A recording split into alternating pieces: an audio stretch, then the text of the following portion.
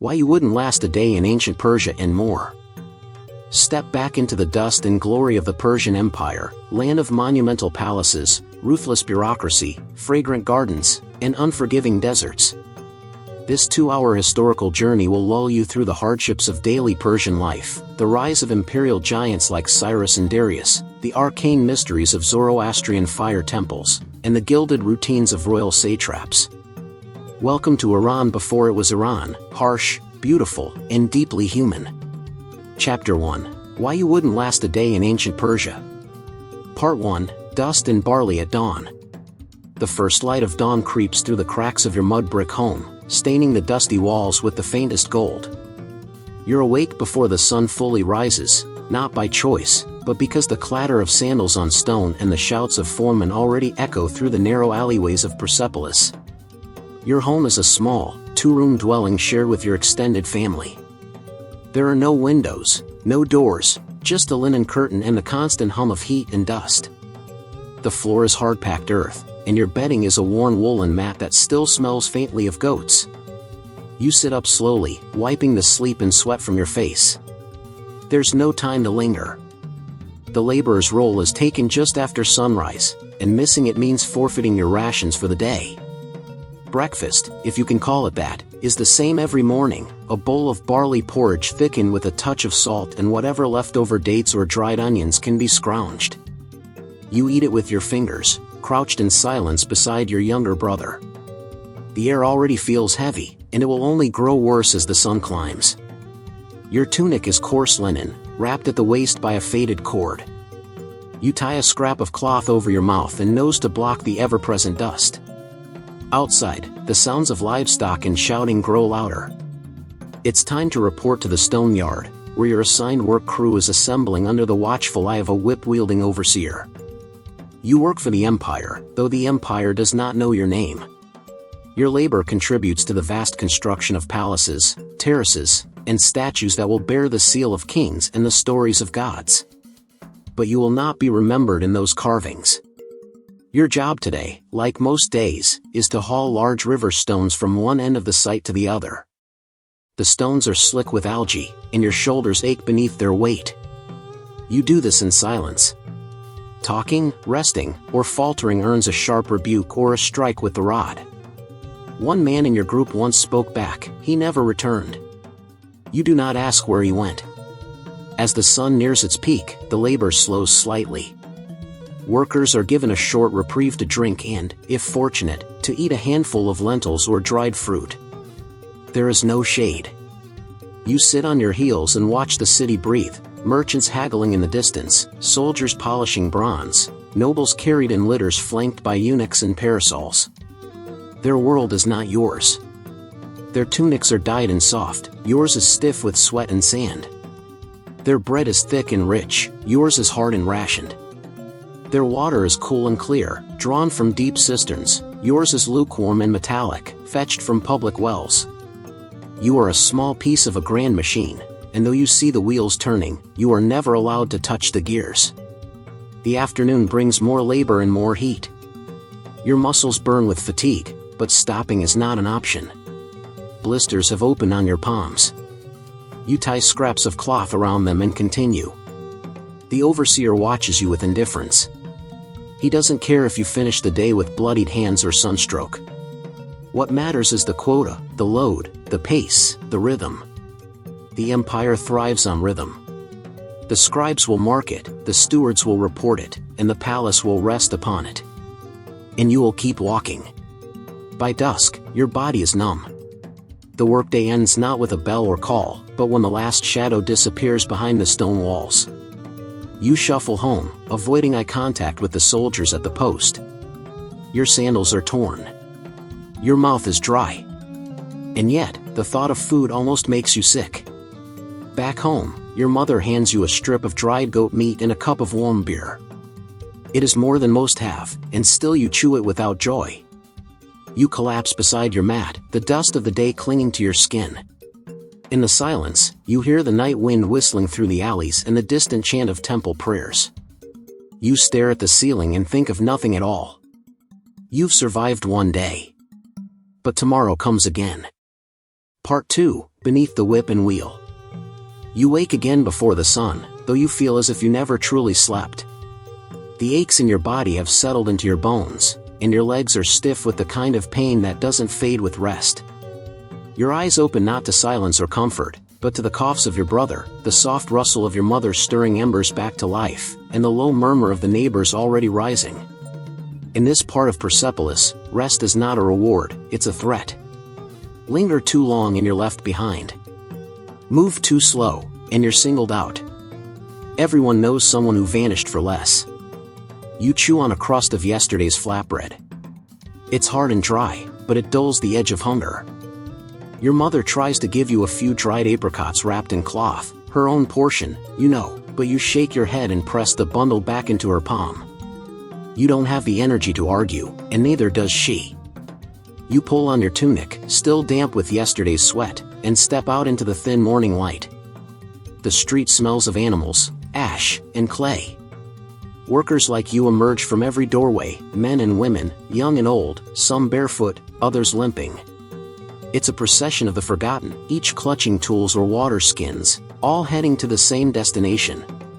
The stone yard looms in the distance like a wound carved into the earth. It's not the heat that makes your throat tighten as you approach, but the memory of yesterday's beatings. A boy your age stumbled during a lift. The overseer's staff cracked across his back like thunder. You don't know if he got back up. Today, your task has changed. You've been assigned to help carve the foundation stones for a temple wall. This should feel like a reprieve, shade, maybe, or lighter loads, but it isn't. You're handed a chisel made of bronze and a hammer so heavy it numbs your arm within minutes. You strike stone. Again. Again. The rhythm is the same, but the pain is new. Sparks leap with every blow.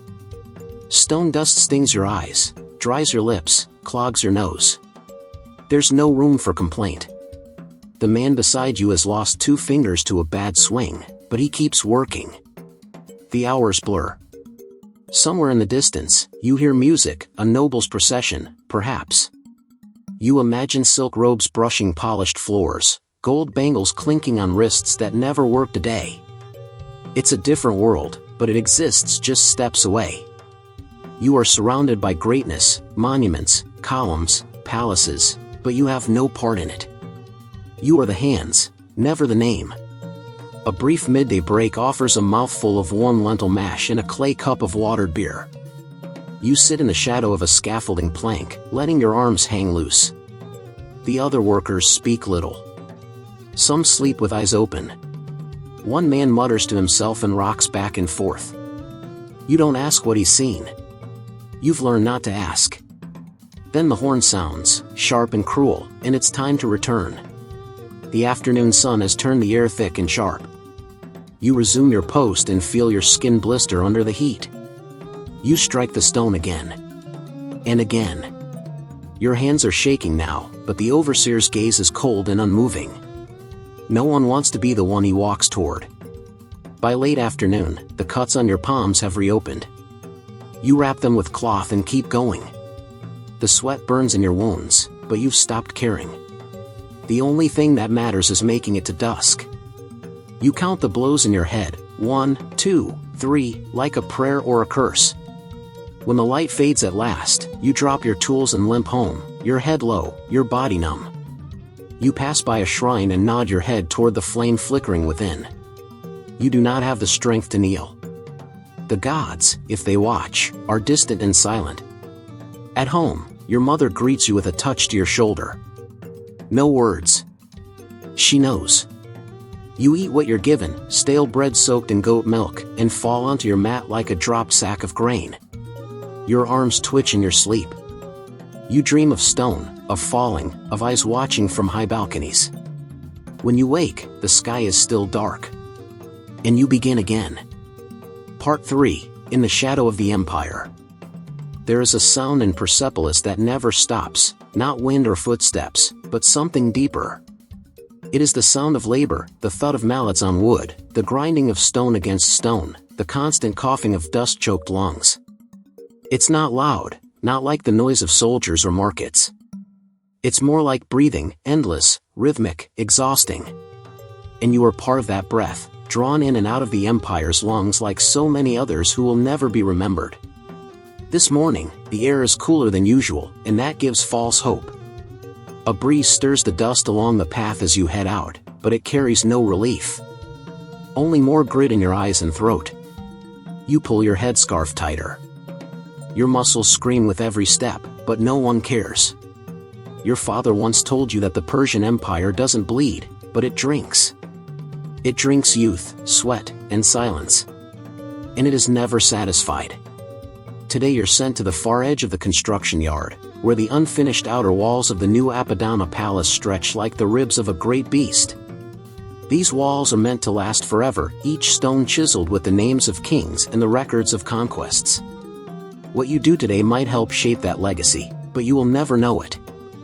You are to carry buckets of pitch and clay to seal the foundations. It's filthy work, hotter than the chisel line, and the fumes from the pitch cling to your skin even through your rough linen robe. Your hands slip as you carry the buckets, your arms tremble with effort. One spill, and you know, would mean a lashing or worse. The others nearby grunt, groan, and wheeze, but no one speaks. The dust has choked conversation into silence.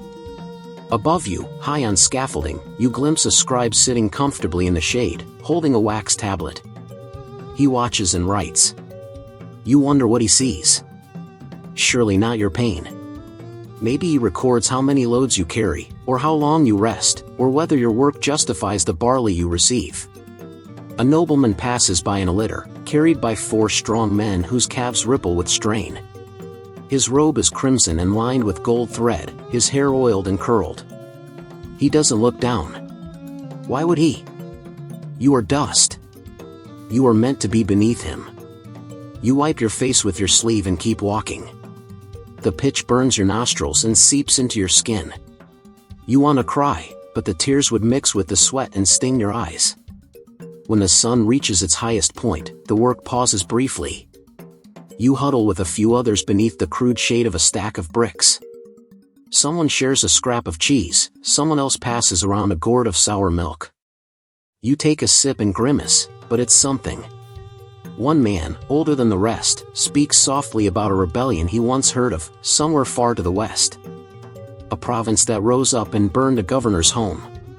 The others listen in silence.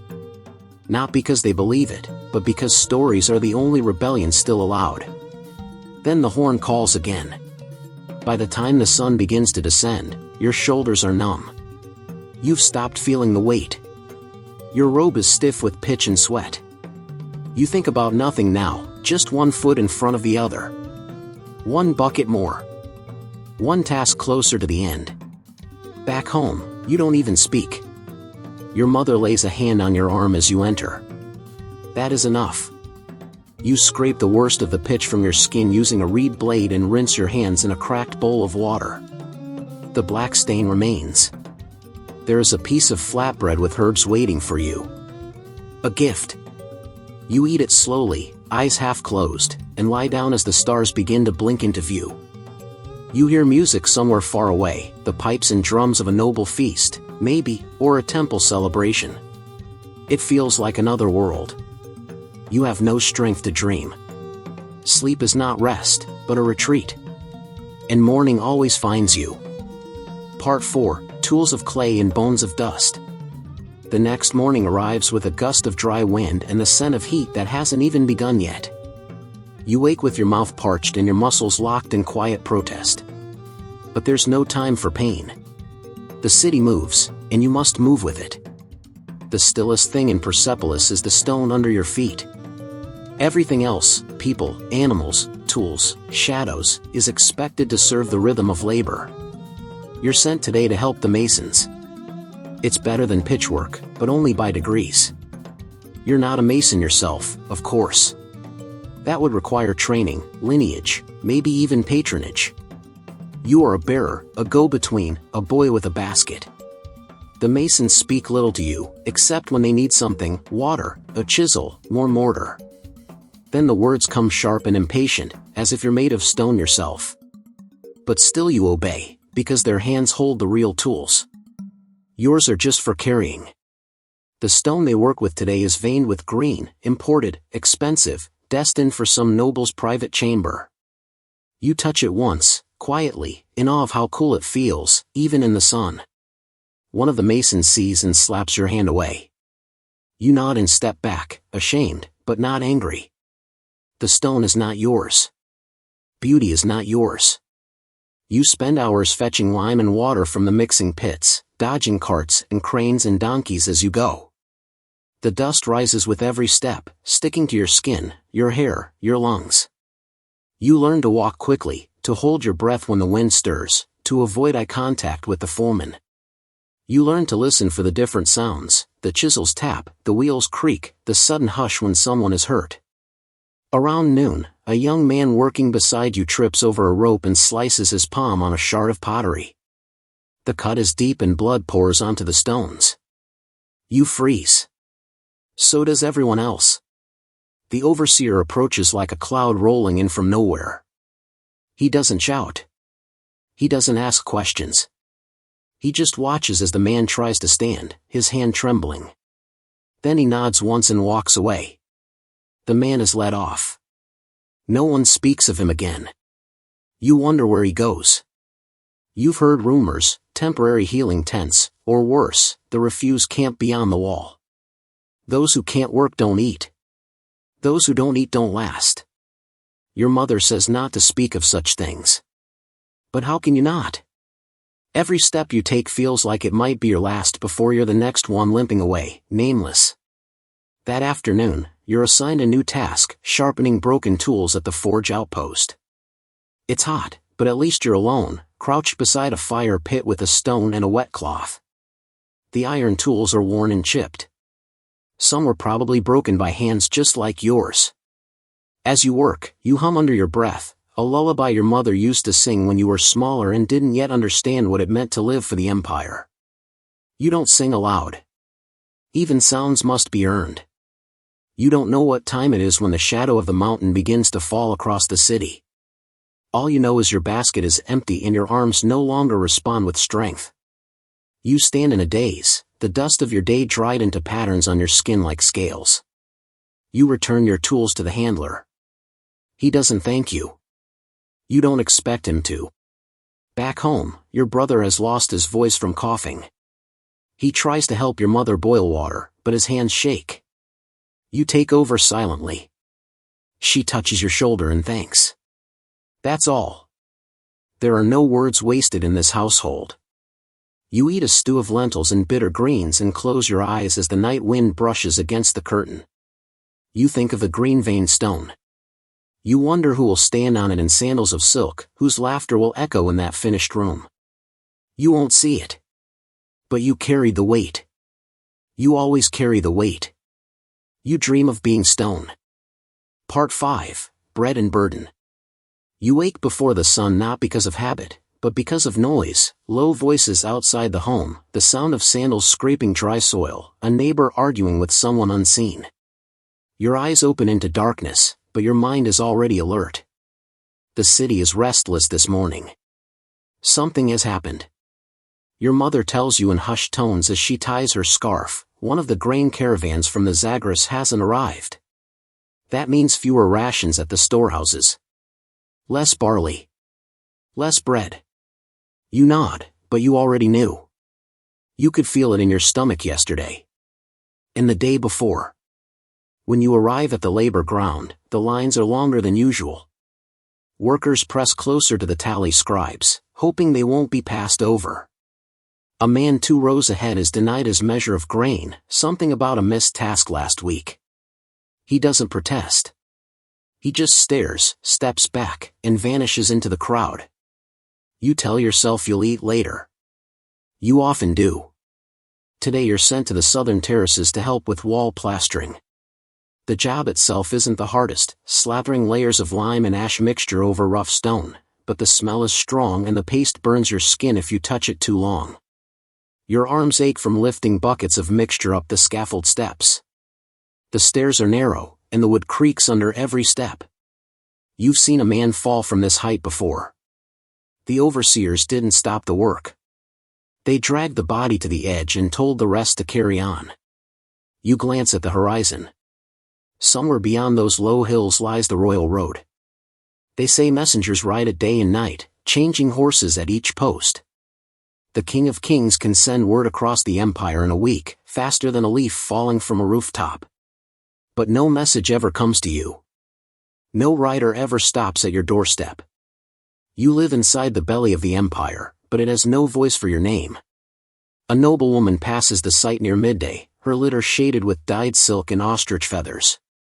Her slaves carry parasols, and she sips from a carved jade cup. You can't see her face, just her bracelets, golden and heavy, clinking softly with every movement. She glances toward the scaffolding. You look down quickly. Eye contact isn't forbidden, but it's dangerous. You're not meant to see her.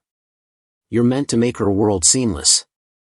Later, as you mix a fresh batch of plaster, you think about that jade cup. Your cup is chipped clay, shared between 3 people. Hers could pay for a year of your labor. Maybe more. You feel the anger rise, quiet, like a coal in ash, but you press it down. There is no room for anger here. Only the work. The afternoon is long. The sun hangs low and red, and the air turns syrupy with heat.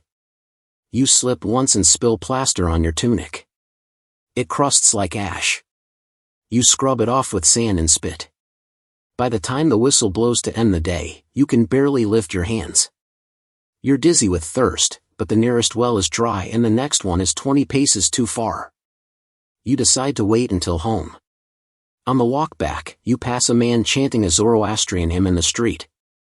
His voice is old and cracked, but the rhythm comforts you.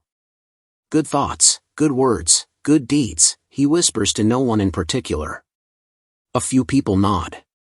Others ignore him. You wonder what good even means anymore. Is obedience good? Is endurance?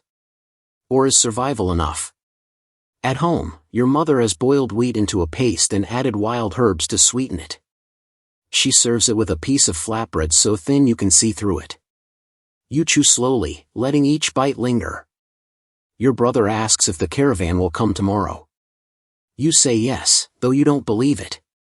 His cough is worse, and you hear your mother crushing bitter leaves in the corner, muttering a prayer to Mitra under her breath. That night, you lie awake longer than usual. Your body aches, but your thoughts ache more. You wonder how many people built the stones beneath your feet. How many are buried under them? You wonder if history remembers them. You know the answer. Part 6, The Marketplace of Hunger and Dust. Morning comes, again, without ceremony. The heat hasn't even arrived, but already your skin feels tight, your body heavy. There's something different in the air, not the scent, which is always the same mixture of smoke, dry earth, and sweat, but the mood. You feel it in the way your mother moves more quickly, in how your neighbors speak in whispers instead of their usual grunts. Word has spread, the grain store will be light today. Some say it was raided. Others say it was taxed away. No one knows the truth, but the lines will be longer, and the eyes watching harsher. Before work, you're sent to the market to fetch whatever food your mother can afford. She presses 2 tiny silver pieces into your hand, each one rubbed smooth by generations of hands more desperate than yours. She doesn't say what to buy, she trusts you. That makes it worse. You walk fast, trying to beat the crowd. The market sits just beyond the main road, where the stones give way to trampled dust and faded awnings. The stalls are already surrounded by bodies, women with baskets, men with calloused hands, children like you squatting in the corners, watching everything. You pass the spice sellers first. Their colors dazzle, crushed saffron, curled cinnamon bark, baskets of dry rose petals. But those are for the rich, for kitchens where meals come in courses. You walk past without slowing. Next come the cloth merchants. Silks from the Indus, linen from Egypt. You touch nothing. Finally, at the far end, where the sun hits the canvas roofs just right to cast strange shadows, are the food sellers. Dried fish hang like leather from hooks. Barley in sacks. A few shriveled apples. The air smells of salt and old onions. You haggle as best you can, offering both coins for a handful of lentils, a small wedge of sheep's cheese, and 3 hard rolls of bread. The woman running the stall eyes you coldly, then takes the money without a word. No one smiles at the market. There is no joy in hunger. As you turn to leave, you see a child, younger than you, stealing a date from another stall. The vendor catches him and slaps him hard across the face. The date falls to the ground. No one picks it up. You run the food home, not daring to stop. You can't afford to be late. When you reach your door, your mother takes the food with a nod, dividing it at once, some for tonight, some for tomorrow. None for now. You go straight to work. Today, the site is quieter than usual. The overseers are on edge, their eyes scanning every face. Maybe they've heard the same rumors. Maybe they know the rations are shrinking. Hungry workers make poor servants. And poor servants start thinking. Your job is to carry fired bricks from the kiln to the site's outer edge, stacks of them, each still hot from the ovens. Your palms burn through the cloth you've wrapped around them, and your arms shake after only an hour. You don't speak. No one does. But your silence is not obedience. It is survival. At midday, your team is given only a cup of water and a crust of dry bread. You chew it slowly, trying to make it last. The bread turns to dust in your mouth. A boy beside you says nothing, just stares at the ground, his lips cracked and eyes sunken. You've seen him before. He hasn't spoken in 2 days. In the afternoon, a group of tax collectors arrives. They walk among the workers with scribes in tow, noting everything: how many bricks moved, how many men collapsed, how many errors were made. They don't speak to you. You are too far down the chain. But you know they decide how much barley reaches your street. You know your brother's cough depends on the weight of their wax tablets. By the time dusk approaches, you are staggering. Not from pain, which is constant now, but from emptiness. You feel light, almost untethered. A kind of floating exhaustion that makes the world blur. You barely remember walking home. That night, you eat a little lentil mash and half a roll of bread. It tastes like sand. You lie on your mat beside your brother, who sleeps fitfully, whimpering in his dreams. You stroke his hair and whisper nothing in particular, just soft sounds. Outside, the wind kicks up dust. Inside, there is only silence, and the sound of your mother grinding grain that isn't there. Part 7, Fire Beneath the Temple. The sun rises pale and slow, as if even the sky is tired. You pull yourself from the mat with more effort than usual, your limbs stubborn with stiffness, your breath short. The food last night barely settled in your stomach, and your dreams were strange, filled with fire and voices you didn't recognize. You can't remember what they said, only the feeling they left behind, a kind of dread, thin and clinging. Your mother doesn't speak as she wraps a strip of cloth around your waist to support your aching back. She knows the signs: your slumped shoulders, the way you avoid her eyes. You're worn thin. So is she. There's no time for softness. Not today. You're told to report not to the construction yard, but to the temple quarter, or rare change. The temples rise at the city's eastern edge, their sandstone steps smooth from generations of barefoot worshippers. At the center stands the fire temple, devoted to Ahura Mazda, the god of light and truth. You've only seen it from a distance before, its flame said to have burned uninterrupted for over 100 years. They say even the king bows to it. You arrive to find a small group of laborers already waiting. The priests, dressed in spotless white robes, stand apart from you, aloof, clean, untouched by dust or exhaustion. One of them nods toward a stack of clay oil jugs. Your task is simple: transport them to the sacred chamber beneath the flame room. The path is narrow and low, carved into the earth itself. The air smells of burnt fat and incense. As you descend with your first load, you notice the walls are carved with ancient script, writings of the prophet Zoroaster, perhaps, or prayers left behind by other hands like yours. You cannot read them, but the symbols glow faintly in the torchlight. It feels like entering a throat that once sang and now waits to be filled again. The chamber is hotter than you imagined. The sacred fire above radiates downward, and though the flame itself is unseen, its presence is undeniable. The priests work in near silence, tending their rituals with delicate movements. You are not allowed to pause or watch. You are the bearer.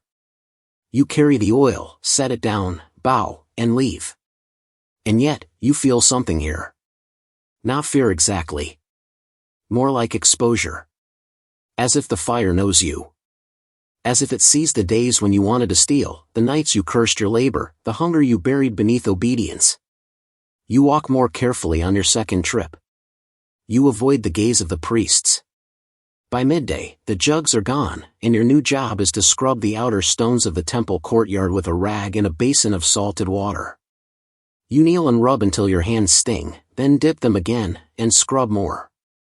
It feels like penance. You don't know for what. But the act itself becomes a rhythm, and in that rhythm, a kind of quiet. The priests chant as they walk the corridors, their voices weaving together like threads. You don't understand the words, but they seem older than speech itself.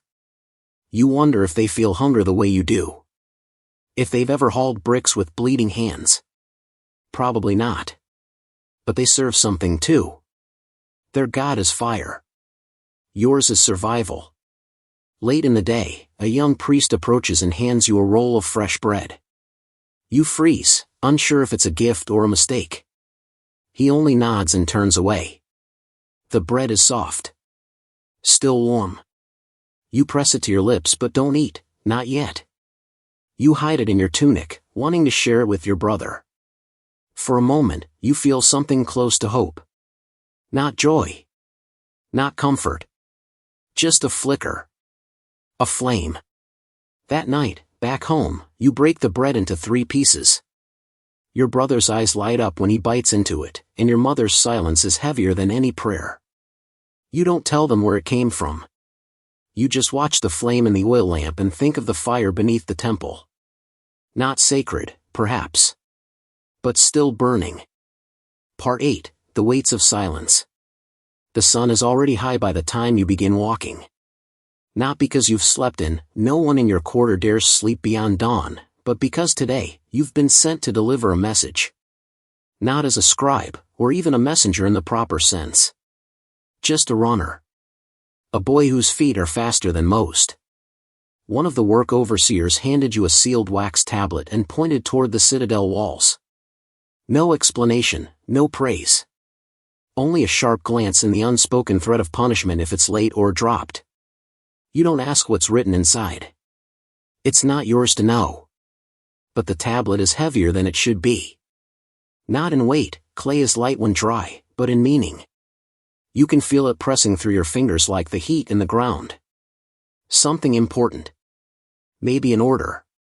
Maybe a warning.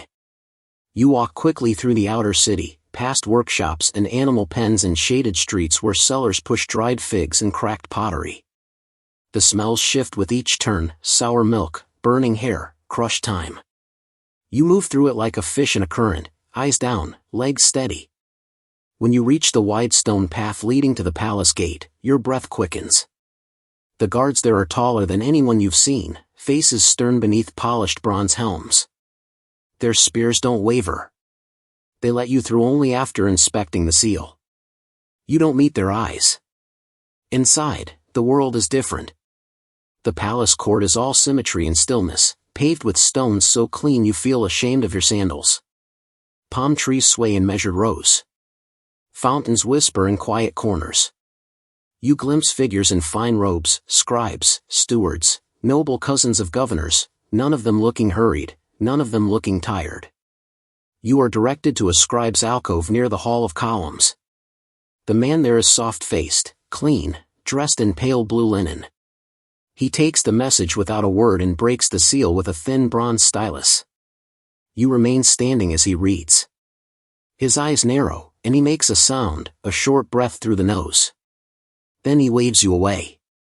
Your task is finished. You bow and leave. But you do not go back the way you came. Curiosity pulls at your feet like a child tugging at a rope. You drift toward the edge of the open colonnade, where the court opens up into a view of the city. From here, Persepolis looks unreal. The slums are hidden behind the hills, and the noise of the labor yards is swallowed by distance. All you see are rooftops of tiled clay, domes of temples, the glint of sun off the water channels. You hear laughter nearby, high, soft, polished. You turn and see a young noblewoman with 2 attendants, seated beneath a fig tree. She's feeding a tame parrot slices of melon. One of the attendants whispers something, and they all laugh again. You can't tell if they've noticed you, but you step back, suddenly cold with the shame of your presence. You return home slower than you came, not from weariness, but from thought. The city feels different now. You've seen its heart. You've seen the ones who do not carry, or scrub, or cough. The ones whose hands are soft. The ones who give orders on clay and forget the name of the runner who delivered them. That night, your brother asks if the palace is made of gold. You say no. Just stone. But you tell him about the fountains, and the birds, and the polished floors. You do not speak of the laughter. Or the parrot. Or the weight of the tablet. Your mother listens without interrupting. Then she hands you a bowl of barley porridge, thinned with water and salt. You eat quietly. Outside, a dog howls at the moon. Somewhere far above, in a room you will never enter, someone writes your name on a list, of workers, of runners, of those who do not matter. But you still wake the next day. Still walk. Still carry. Part 9, Dust on the Road to Nowhere. It begins with a summons, delivered not with ceremony but with a grunt and a gesture. You are to join the work crew bound for the southern road. No reason given. Just a roll of linen for your shoulders, a satchel of stale bread, and a long walk ahead. Your mother's face tightens as she ties the satchel. She doesn't ask questions. She never does anymore. Only says to keep your head down and your eyes open. You leave before dawn. The road snakes out from the edge of the city like a scar, straight, wide, and lined with stone markers every league. It was built by kings to move armies, to carry tribute and news. But today, it carries laborers. 30 of you, maybe more, trudging south in single file beneath a sky already beginning to pale with heat. You walk in silence, the dust rising behind you like smoke. The task is road maintenance. Clearing debris, smoothing ruts, reinforcing edges with packed clay. It's work without glory, but with weight. The road must remain smooth. The king's messengers must not be delayed. Even your life, poor, nameless, fleeting, is shaped by this road. Without it, the city starves. Without it, the empire forgets itself. At the site, an overseer explains the order in gestures and shouted words. You don't catch most of it. But you don't need to. You know your place. You take a wooden shovel with a cracked handle and begin to dig. The ground is packed hard from the feet of 1,000 caravans. Each strike jostles your bones. The sun rises higher. The wind dies. Soon the heat presses down like a second body. You are assigned to dig a trench along the road's edge. Drainage, they say, for when the rains come. You doubt they will. The earth is dry as bone, and the last rain you remember fell months ago, vanishing into the dust before it could touch your skin. Still, you dig. A boy near you faints before noon. He slumps like a sack of grain, face first into the trench. No one rushes to help. A man pours a little water on his back, waits. The boy groans and rolls over. He'll live, maybe. But slower, from now on. Like all of you. You eat in silence, your bread hard enough to chip a tooth, your water warm and tasting faintly of the gourd. A man beside you talks of the sea. He says he saw it once, when he worked near the western satrapy. Said the water went on forever, like the sky fallen to earth. You don't know if you believe him. But you let him speak. His words are easier to chew than the bread. The afternoon drags. You see no end to the trench. You stop looking for one. Instead, you let your mind drift, to your brother's cough, to your mother's calloused hands, to the fire you saw at the temple, to the parrot eating melon in the shade. The shovel moves on its own now. You've become part of the machine, a cog smeared in sweat and clay. The overseer whistles the end of the shift just as the sun begins to dip. You stretch your back, but the pain doesn't ease. It's not the kind that leaves with daylight. The kind you carry home like a second spine. You walk back to the city under a dimming sky, the road cool beneath your feet. You pass traders returning with camels, donkeys heavy with goods, soldiers joking as they ride in pairs. You keep your head down. No one looks at you. You are the dust they ride over, the silence between their songs. When you reach home, it is nearly dark. Your brother sleeps fitfully. Your mother lights the lamp with the last of the oil. The light flickers, soft and golden. You say nothing. You only sit. The world is still moving, and you are still in it. Barely. Part 10, Ashes and the Echo of Your Name. The city wakes slowly today, as if reluctant to rise. The wind moves differently, dragging the scent of something distant, wood smoke, perhaps, or old incense. You feel it as soon as you step outside, a weight in the air, not of heat or dust, but of waiting. The streets are quieter. Even the animals seem hushed. You ask no questions. You simply walk to the square where laborers gather, and wait for your name to be called. But it isn't. You stand in the crowd, shifting from foot to foot, until the overseer waves his hand and tells the remaining few to return home. No work today. You want to ask why, but the answer is already in his eyes. Today is not a day for building. It is a day for watching. You follow the movement of the crowd, upstream toward the royal road, where word is spread, a funeral procession is coming. Not for a king, not this time, but for a noble of high status, some official whose name you've heard but never spoken aloud. A man who once owned the very bricks you've carried. You take your place among the silent watchers, lining the edge of the avenue. At first, all you see is dust. Then hooves. Then the banners, deep indigo stitched with gold, fluttering with each step of the procession. Musicians walk ahead of the bier, playing slow, mournful tones on curved flutes and drums covered in lambskin. The rhythm settles in your chest like a heartbeat. The body is hidden inside a carved wooden box carried by 12 men in white robes. Their faces are blank, their steps perfectly in sync. Behind them walk mourners, family, slaves, scribes, all draped in clean linen. Some sob softly. Most are silent. You recognize one of the priests from the temple. He is chanting under his breath, holding a bundle of sacred twigs used in Zoroastrian rites.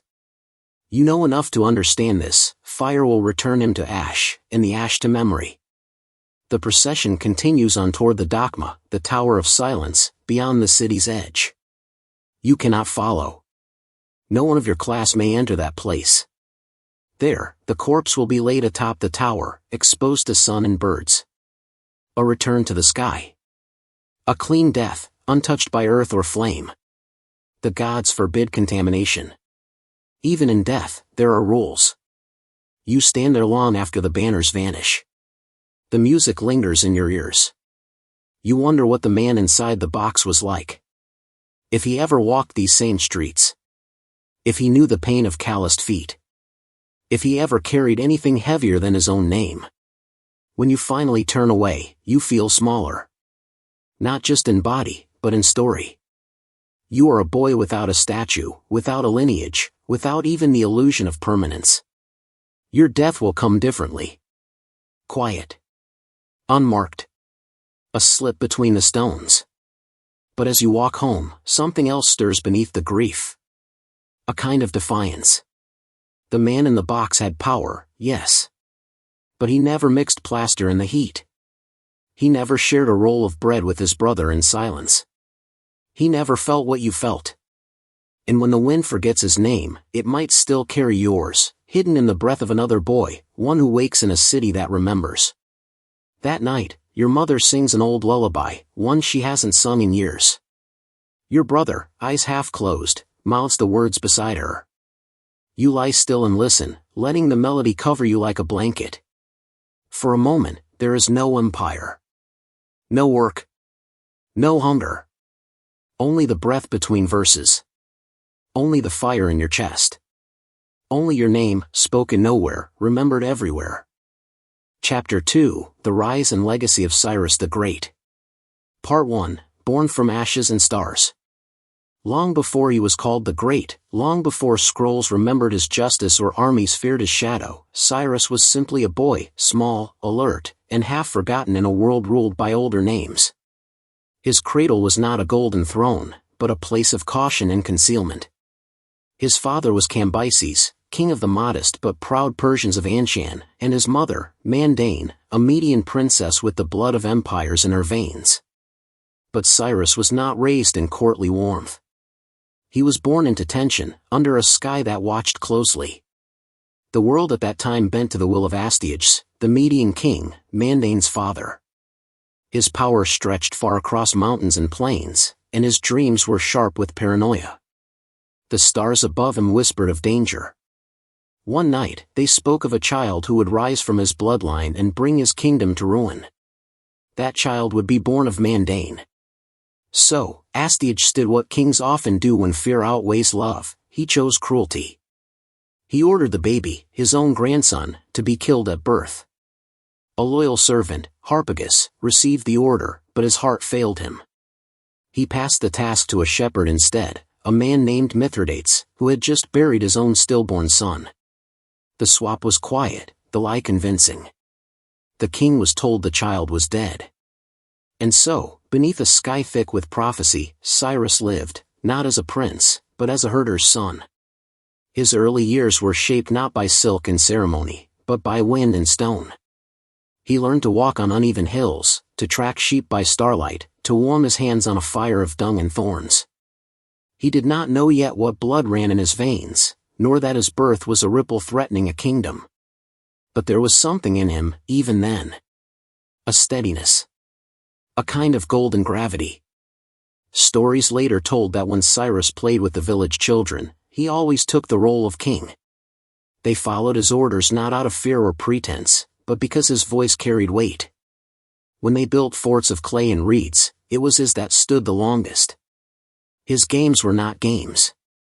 They were rehearsals. Fate, however, does not forget. The truth of Cyrus's identity began to unfurl when Astyages heard of a strange boy in the shepherd's hills, too confident, too royal for a peasant's son. The king summoned the child, and in that audience, surrounded by gold and iron and silent guards, Cyrus did not tremble. He met his grandfather's eyes and asked questions. No child was supposed to ask questions. Astyages was shaken. He saw something familiar, something unsettling. When the truth emerged, the king did not kill him. Not this time. Perhaps it was guilt. Perhaps prophecy weighed heavier now. Instead, Cyrus was sent back to Anshan, to be raised at his father's side among his Persian kin. But the shepherd's boy did not forget the mountain wind. He did not forget the look in his grandfather's eyes. In Anshan, he grew into his name.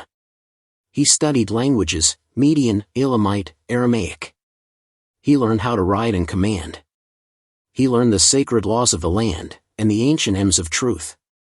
He listened more than he spoke, but when he did speak, even the elders leaned forward. By his late teens, Cyrus was no longer just a son. He was becoming a center of gravity. The Persians, long vassals under Median rule, began to look to him not as heir, but as hope. He would not strike yet. That came later. But the fire was already gathering. And in the hills where he once watched sheep, the stars began to move again. Part 2, The Chains of Vassalage. Anshan, proud and sun-bleached, was a land of patience. Tucked between the Elamite hills and the golden spine of the Zagros Mountains, its people had grown used to the weight of another man's crown. The Median Empire, vast and vigilant, ruled over them like a shadow stretched at dawn, always present, always cold. They paid tribute in silver and soldiers, sent their sons to fight in foreign wars, and bowed when Astyages' name was spoken in the halls of their own kings. But in Cyrus's time, the bows had begun to feel heavier. He was no longer the boy of the shepherd hills. He had grown into his shoulders, his voice deeper, his mind sharp with quiet ambition. Yet even as the son of Cambyses, ruler of Anshan, he lived with the quiet humiliation of knowing that every feast, every decree, every word of praise had to pass first through Ecbatana, the Median capital, jeweled and distant. The wealth of Anshan flowed north. The dreams of its people were not their own. Cyrus watched this with the silence of a blade being sharpened. He saw how the Median garrisons treated the villagers, how their tax collectors left markets empty, how their couriers galloped past Persian farms without ever slowing. He saw the way his father looked down when envoys arrived, how the fire in his mother's eyes dimmed each time the imperial seal was pressed into their letters. The court in Anshan whispered. Some called for patience. The Medes are too strong, they said, and we are too few. Others grumbled with anger, but their voices never rose past their wine cups. Cyrus said little. But in the quiet, he was studying more than scrolls. He studied men. He traveled across Anshan, meeting governors, merchants, even village heads. Not as a prince in robes, but as a traveler.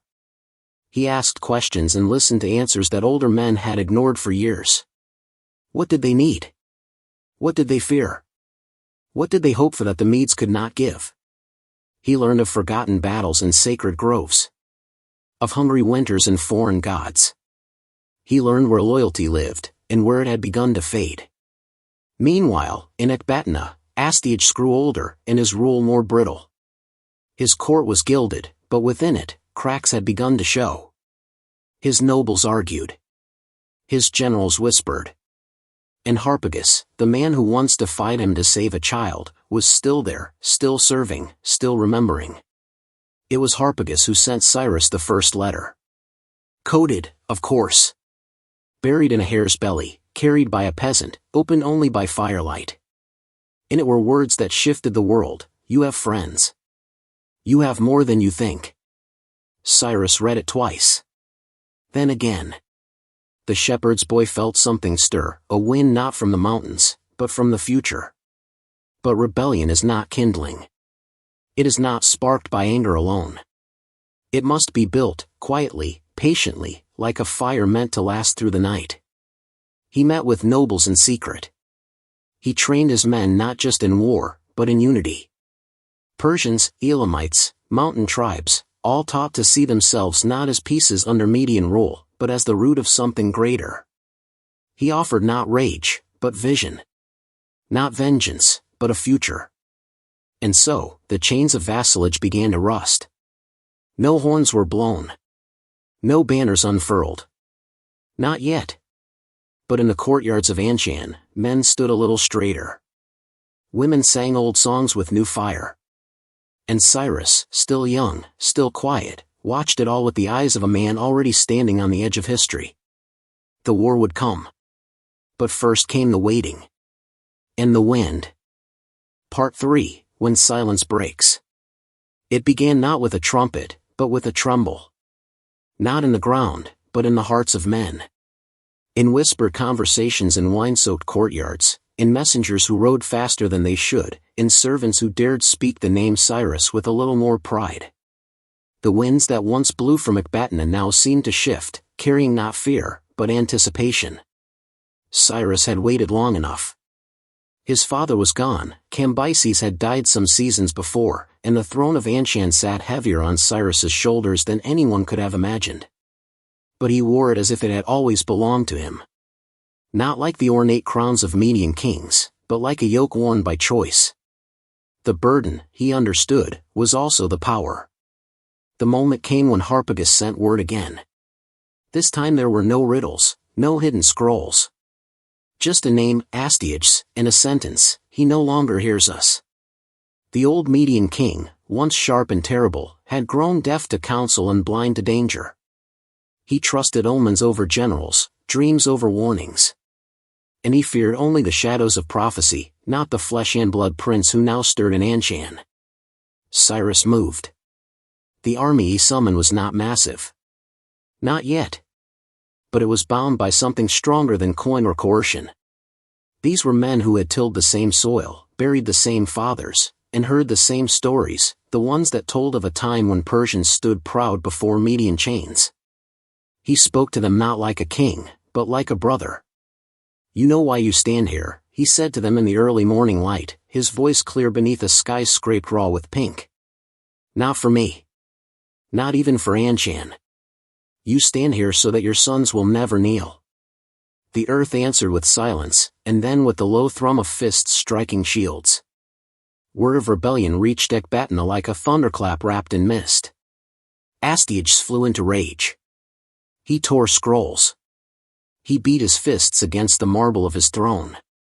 He called upon his armies, still vast, still glittering with iron and bronze, and sent them marching south under banners faded with dust and pride. But the hearts behind those banners had changed. Many of the soldiers had heard of Cyrus. Some had even met him in younger days. A few had seen him speak. And Harpagus, the old general with a wound buried deep in memory, commanded them now, not with love for Astyages, but with a quiet hope for what might come next. They met on the plain of Herba. A clash not yet of empires, but of intentions. And though the Median force outnumbered Cyrus's, the tide turned quickly. Not with the swing of a sword, but with a choice. Harpagus turned his troops. They laid down their arms. And the Median front fractured like ice beneath the sun. The news spread faster than fire on dry grass. Other cities in the Median fold began to hesitate. Some barred their gates to Astyages' messengers. Others sent quiet letters to Anshan, "What will you do with us, if we open our doors?" Cyrus answered each one himself, promising no pillage, no slaughter, only order. Justice. It was not just power that drew them. It was restraint. And so, the silence that had once ruled the land, the silence of obedience, of forgotten pride, was broken. With every step north, Cyrus was no longer simply rebelling. He was becoming something else. The shape of a king that would change how kings ruled. But there was still a city to reach. And a grandfather waiting behind its walls. Part 4, The Fall of Ecbatana. The gates of Ecbatana had seen centuries of tribute and submission. Its walls, high, layered, and washed in the deep hues of ochre and azure, rose like a crown on the shoulders of the Zagros mountains. Once, it had been the jewel of the Medes, a fortress of pride nestled in the spine of the world. But now, the streets behind those gates stirred with unease. Astyages still ruled there, in his throne room lined with gold and silence. But the years had gathered like dust on his shoulders. His eyes were not as sharp as they had been. His hands trembled when he reached for his goblet. The omens no longer reassured him. The priests still muttered their comforts, but even their incense now smelled like fear.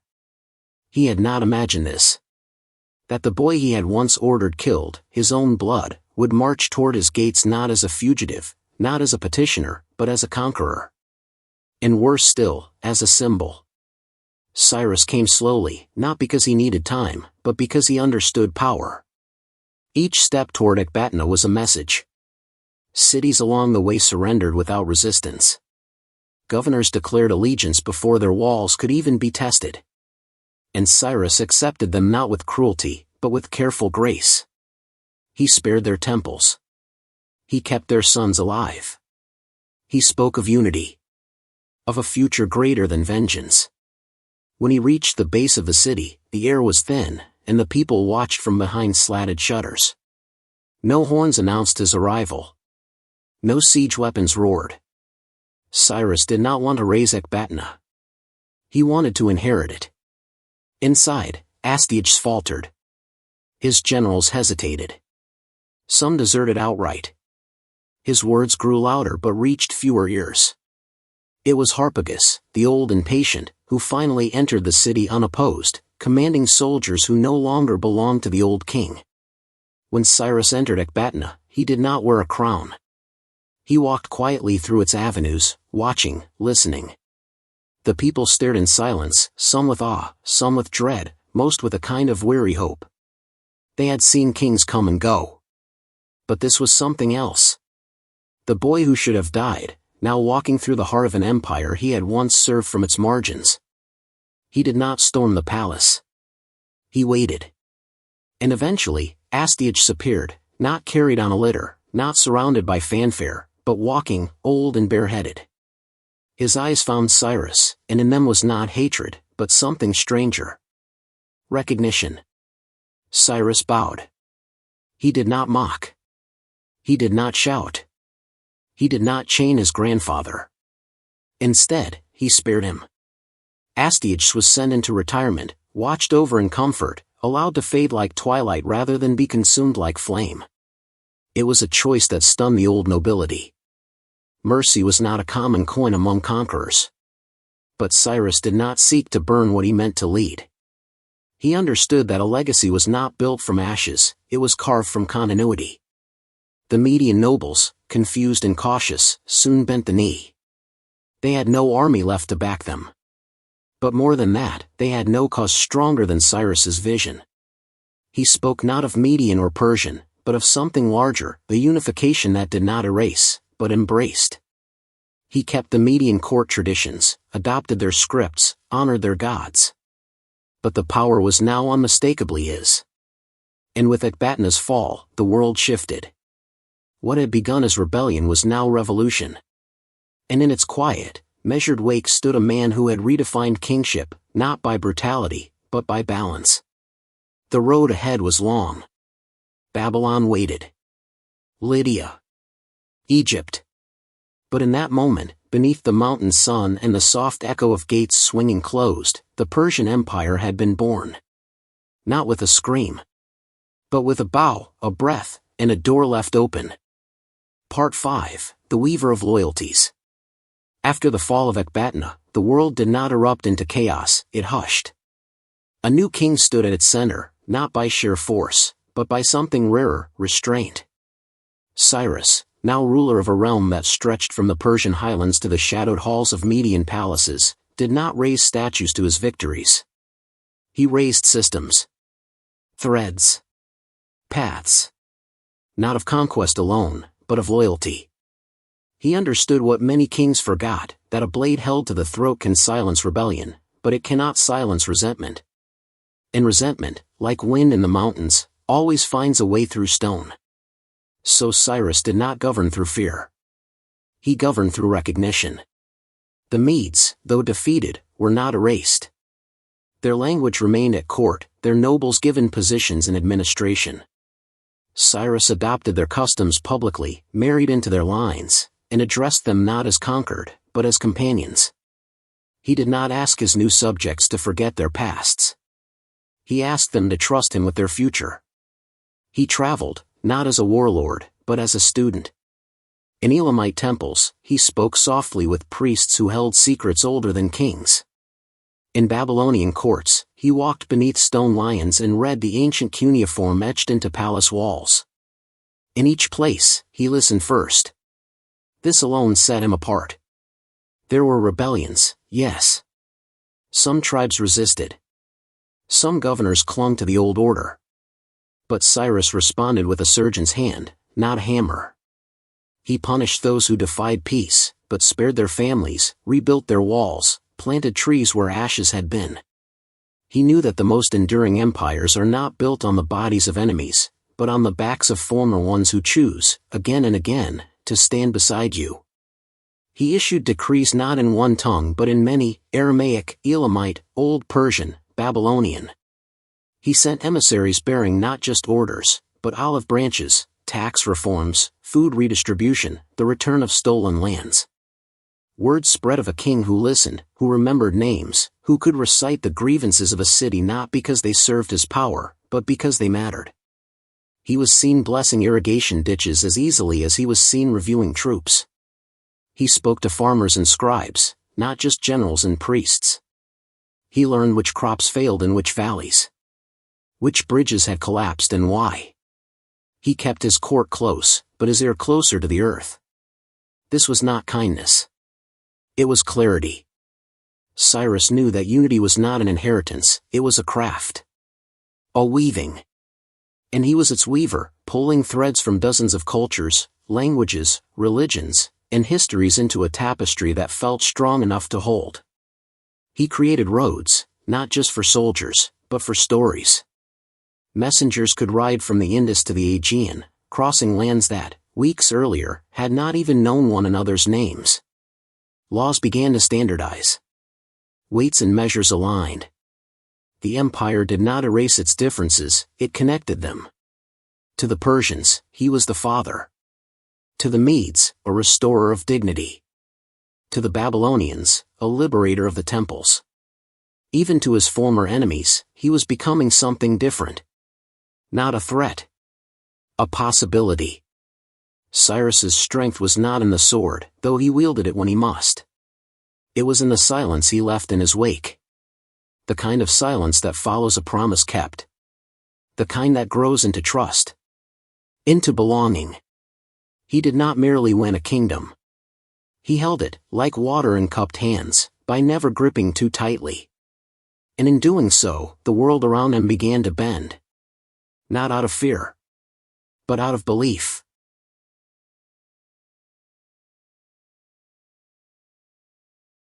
Part 6, The Lion and the River. Beyond the lands of the Medes and the Persians, beyond the marshy plains and the great rivers that coiled through the Fertile Crescent, there stood a city whose walls were older than memory. Babylon, the crown of Mesopotamia, the jewel of empires past. Its ziggurats reached for the heavens, its temples buzzed with the chants of millennia, and its streets pulsed with the rhythm of gods and gold. To conquer Babylon was not merely to claim a city.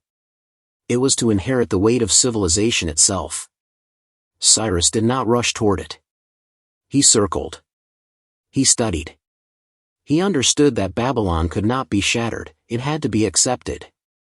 Its walls were too high, its people too proud, its gods too many.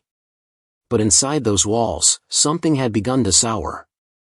Nabonidus, the last king of Babylon, had distanced himself from the city's traditions, favoring foreign gods, retreating to the deserts for years while his people suffered the silence of absent rule. The sacred rites were left unperformed. The temples, once kept in reverent rhythm, stood hollow. Babylon did not fall because it was weak. It fell because it no longer believed in the man who wore its crown. Cyrus listened to the discontent as he crossed the Tigris, hearing stories from merchants and exiles. He sent envoys ahead, promising not just conquest, but correction. "I will not destroy your temples," the message read. "I will bow before your gods." And when the time came to approach, he did so not with drums and war cries, but with quiet. The river, Euphrates, was the key. It ran through Babylon, into its very veins. Cyrus's men, under the veil of night and mud-slicked silence, diverted the waters. Not completely, but just enough. As the river lowered, his soldiers slipped beneath the gates, not in fury, but in near silence. There was no great siege. No catapulted stones. No screaming walls. By the time the Babylonians awoke, it was over. And still, the city did not burn. Cyrus entered Babylon the way one might enter a temple, head bowed, steps measured. He walked through its streets as if he were a guest, not a conqueror. The people watched from their windows, uncertain, and then amazed. The ziggurat of Marduk, the great temple that had been neglected for years, was restored. Cyrus ordered the sacred vessels returned. The priests reinstated. The gods, honored. He issued a decree, not just for Babylon, but for all lands. A promise that he would not chain the worship of any people. That he would free those taken in conquest and return them to their homes. That no man would be forced to kneel before a god he did not know. The Jews of Babylon, exiled and longing for Jerusalem, heard these words and wept. Cyrus's edict became scripture to them. He was not merely a king. He was a shepherd sent by heaven. A Gentile anointed. And so, in Babylon, his legend changed again. From liberator to lawgiver. From conqueror to chosen. The lions carved into the city's stone did not roar that day. But the people did, not in rage, but in relief. In the quiet clamor of reopened temples, in the singing of exiles preparing to return home, in the hands that began rebuilding what war had left untouched. Cyrus understood this above all: to rule the heart of the world, one must offer it respect. Not just dominion, but dignity. He could have emptied the treasuries, could have razed the shrines, could have rewritten the names of the gods. But he did not. He stood beside them. And in doing so, he became something rarer than a king. He became a memory that would not decay. Part 7, Letters to Forever. The empire now stretched like a slow-moving tide, from the cold ridges of the Zagros Mountains to the shimmering deserts of the Levant, from the tangled green valleys beyond the Oxus River to the winding banks of the Nile. But even as its borders swelled and its cities multiplied, Cyrus's mind turned inward, not toward conquest, but toward permanence. He began to write. Not with his own hand, perhaps, but through the chisels of scribes, the styluses of court recorders, and the clay tablets baked in palace kilns. He issued edicts not as fleeting commands, but as declarations meant to outlive him. In Akkadian, Aramaic, Old Persian, he let his voice travel across languages, across stone and time. The most famous of these was small. A cylinder, no longer than a man's forearm, etched with a promise. It spoke of peace, of respect for temples and traditions, of captives set free. It named him king of the four corners of the world, but not in a tone of thunder, rather, as one who had earned the title not through terror, but through order.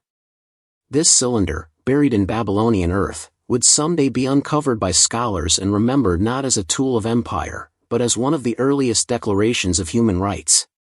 And though Cyrus did not know the term, he knew the shape of the thing, freedom, bound by law and mercy. He was building something strange. An empire not of one people, but of many. Not a monolith, but a mosaic. To ensure its survival, he structured the land like a tree, strong in trunk, flexible in branch. Satraps ruled the provinces, powerful yet watched. They collected tribute, upheld law, and reported not just to the king, but to inspectors, the king's eyes, who rode the imperial roads unannounced, peering into justice like a sudden wind through a window. Cyrus set no capital in stone. He moved as needed, Ecbatana in the summers, Babylon in the winters, Susa when the court shifted east.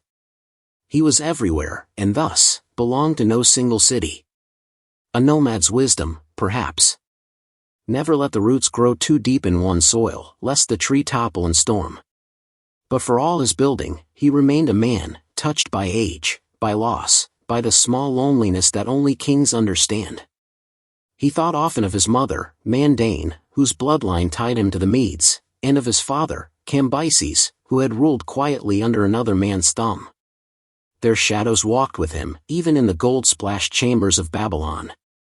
He took wives. Had sons.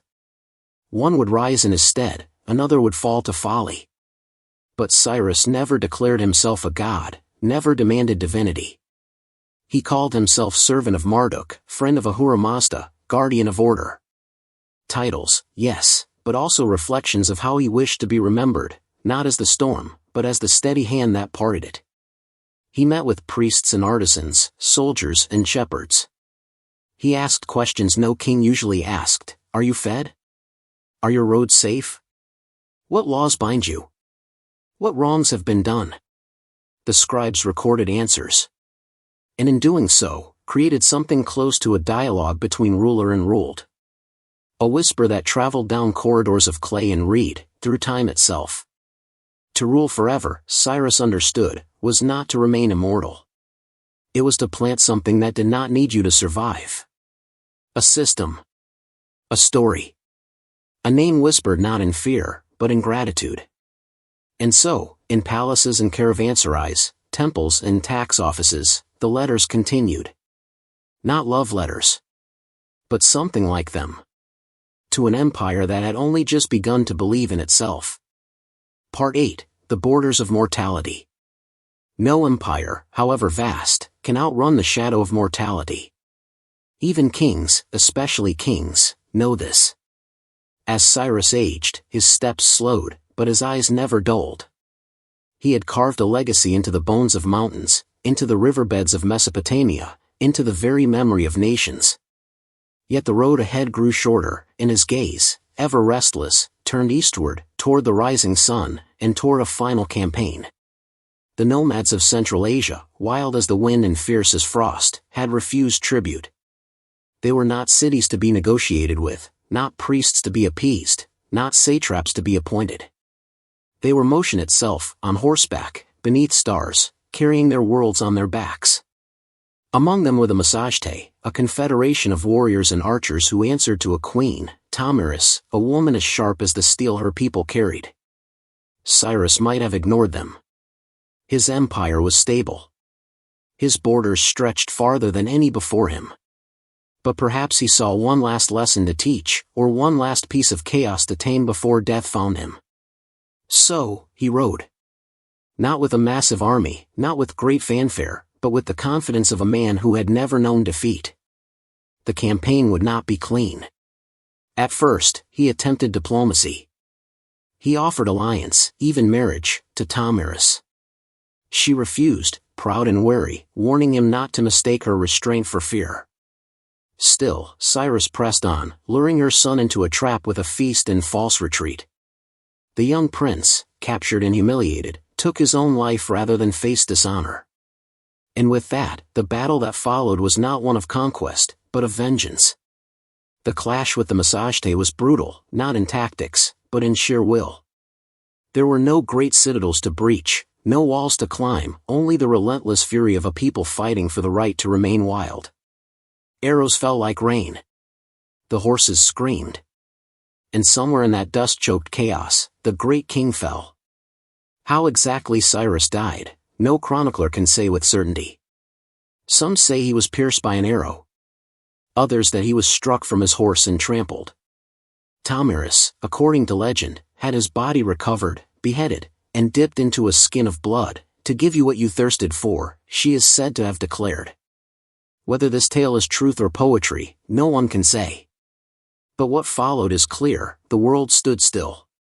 His body was returned, some say to Pasargadae, the city he had founded among the hills of his homeland. There, in a simple stone tomb raised on terraces, a chamber was carved for a king. Not adorned with gold or gods, but with quiet. The kind of quiet a shepherd might understand. A place not to boast, but to rest. The tomb bore an inscription, now lost to erosion and time. But according to ancient authors, it once read, "O man, I am Cyrus, who founded the empire of the Persians. Grudge me not, therefore, this little earth that covers my body." Not a threat. Not a monument. A request. For memory. And so, the man who had changed how kings ruled, how subjects lived, and how empires grew, lay beneath the stones of his choosing. The birds still circled overhead. The wind still carried the scent of wild grasses. And somewhere, far from the noise of cities, a shepherd might still lift his eyes to the hills and whisper a name taught by his grandfather's grandfather. Cyrus.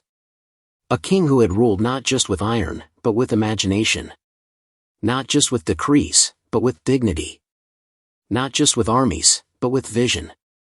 And even in death, he did not demand. He invited. Part 9, in the wake of the quiet king. In the years that followed Cyrus's death, the earth did not crack open. The sun still rose over the Zagros. The rivers still wound their way through Babylon and Susa. Empires often falter when their founders fall, fracturing into fiefdoms, drowning in blood over thrones too fragile to bear weight. But Cyrus, in the silent spaces between his conquests, had built something stronger than himself. A framework. His son, Cambyses too, inherited more than a crown. He inherited a functioning machine, an empire whose roads were already laid, whose satraps were already reporting, whose laws were already known in multiple tongues. There was no scramble, no desperate seizing of reins. Cyrus had not just left power, he had taught it. Still, the shadows deepened. Cambyses would go on to conquer Egypt, pushing the empire to its widest reach yet, but his reign would not be blessed with the same steadiness. Rumors swirled of madness. Of sacred bulls slain in temples. Of brothers murdered and gods insulted. Whether these tales were true or the work of enemies, they haunted his legacy. He ruled long enough to cast a shadow, but not long enough to shape it. In his absence rose Darius, a man not of direct blood but of loyal bond. A soldier, a scribe, a thinker. And though he claimed the throne through clever words and calculated force, he did not sweep aside Cyrus's vision. He embraced it. Strengthened it. stamped it into stone and minted it into silver. The Behistun inscription, etched high on a cliff face, where eagles dare more than men, told of Darius's rise. But between its lines, one could still feel the weight of the man before him. Cyrus had set the stage. Darius merely ensured the play continued. Cyrus's legacy was not just preserved by kings. It lived in the edicts still quoted by priests, in the roads walked by merchants, in the tongues that found common grammar across borders. The Jewish people returned to Jerusalem, rebuilt their temple and remembered him not just as a Persian, but as a protector. Their scrolls called him Messiah, the Anointed One of God. Greek writers, centuries later, would speak his name in reverence. Not just as a conqueror, but as a model. Xenophon, soldier and philosopher, would write the Cyropaedia, an account as much fantasy as history, but written with admiration. In his telling, Cyrus was not only great, but ideal. Just. Wise. Humane. Even Alexander, the Macedonian thunderbolt who shattered Persia 200 years later, sought out Cyrus's tomb at Pasargadae. He stood before the stone monument, silent. Ordered it repaired. Respected the man who had once built the very world he now unraveled. Empires are often remembered by their flames, their battles, their sieges, their screams. But Cyrus was remembered by his silence. By the things he chose not to destroy. By the cities he entered without bloodshed. By the people he freed, rather than crushed. His greatness was not in how high he reached, but how wide he embraced. His face never appeared on a coin. His name was not stamped on every stone. Yet his memory outlived many who carved theirs in gold. And in the corridors of history, where kings howl and heroes bleed, Cyrus walks softer. But he is there, still. In the laws that protect belief. In the diplomacy that honors dignity. In the idea that an empire need not devour, but nurture. That power, wielded wisely, could bind not only lands, but hearts. Part 10, The Memory Beneath the Stone. Long after his bones had turned to dust, Cyrus remained, not as a ghost, but as an echo. Not haunting the halls of history, but humming softly beneath them. His empire changed hands, was broken and reforged, renamed and reborn. Yet his name endured, quietly stitched into the seams of civilizations that followed. Time has a way of grinding most rulers into forgettable ash, but Cyrus did not simply command an empire, he shaped a philosophy of rule that outlived his breath.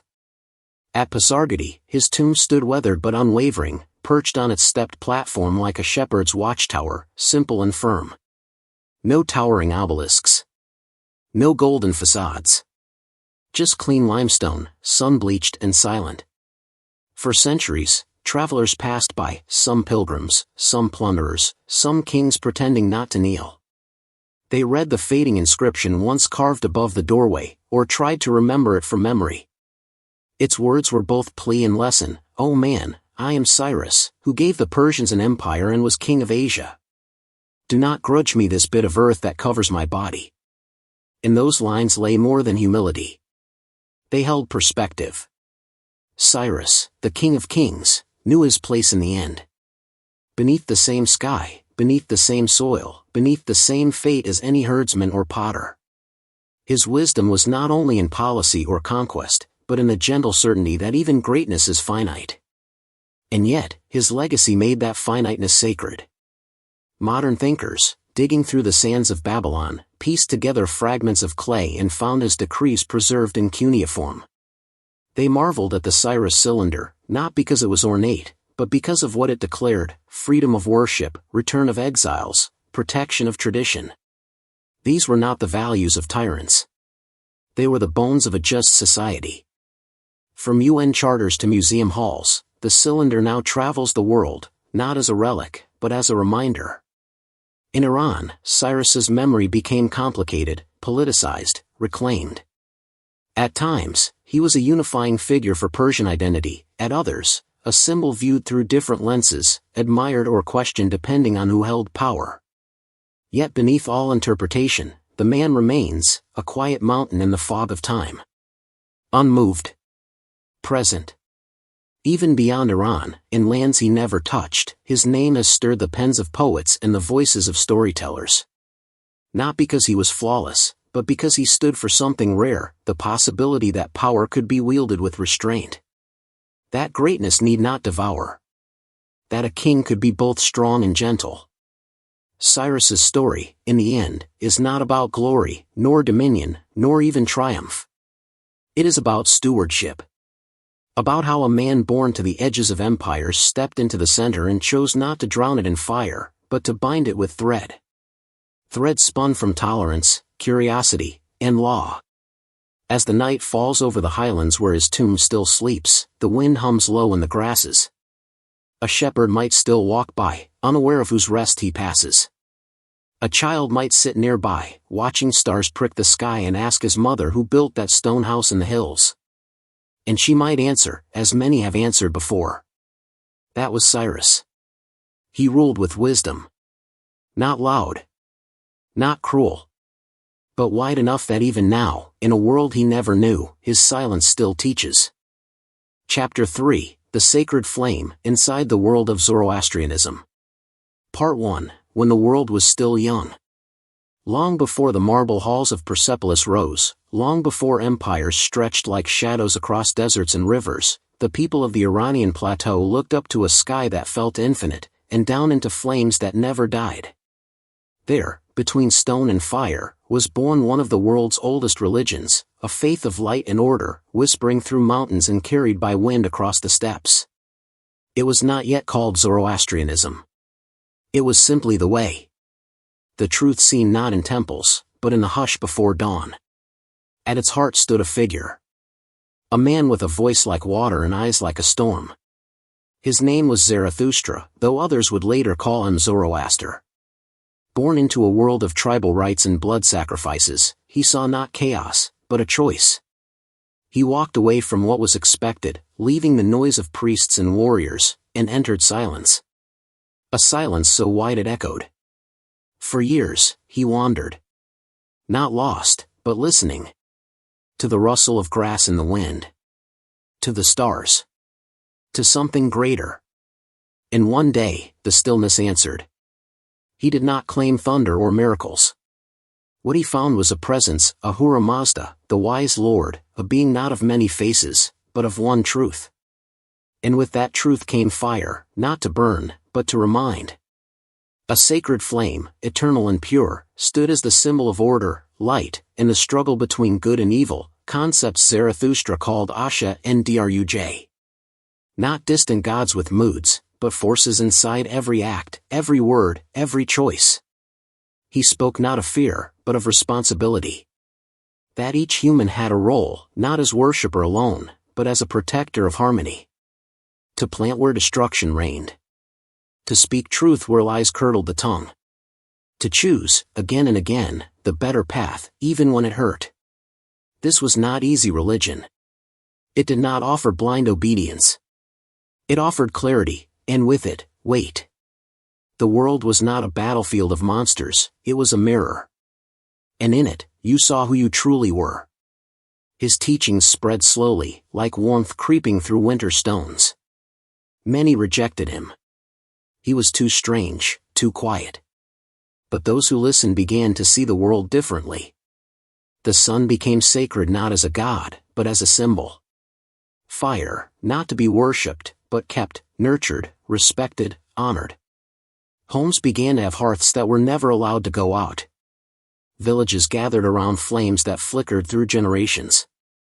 And eventually, a king listened. Whether it was Vishtaspa, as later stories claim, or another great lord, history blurs. But someone with power finally understood.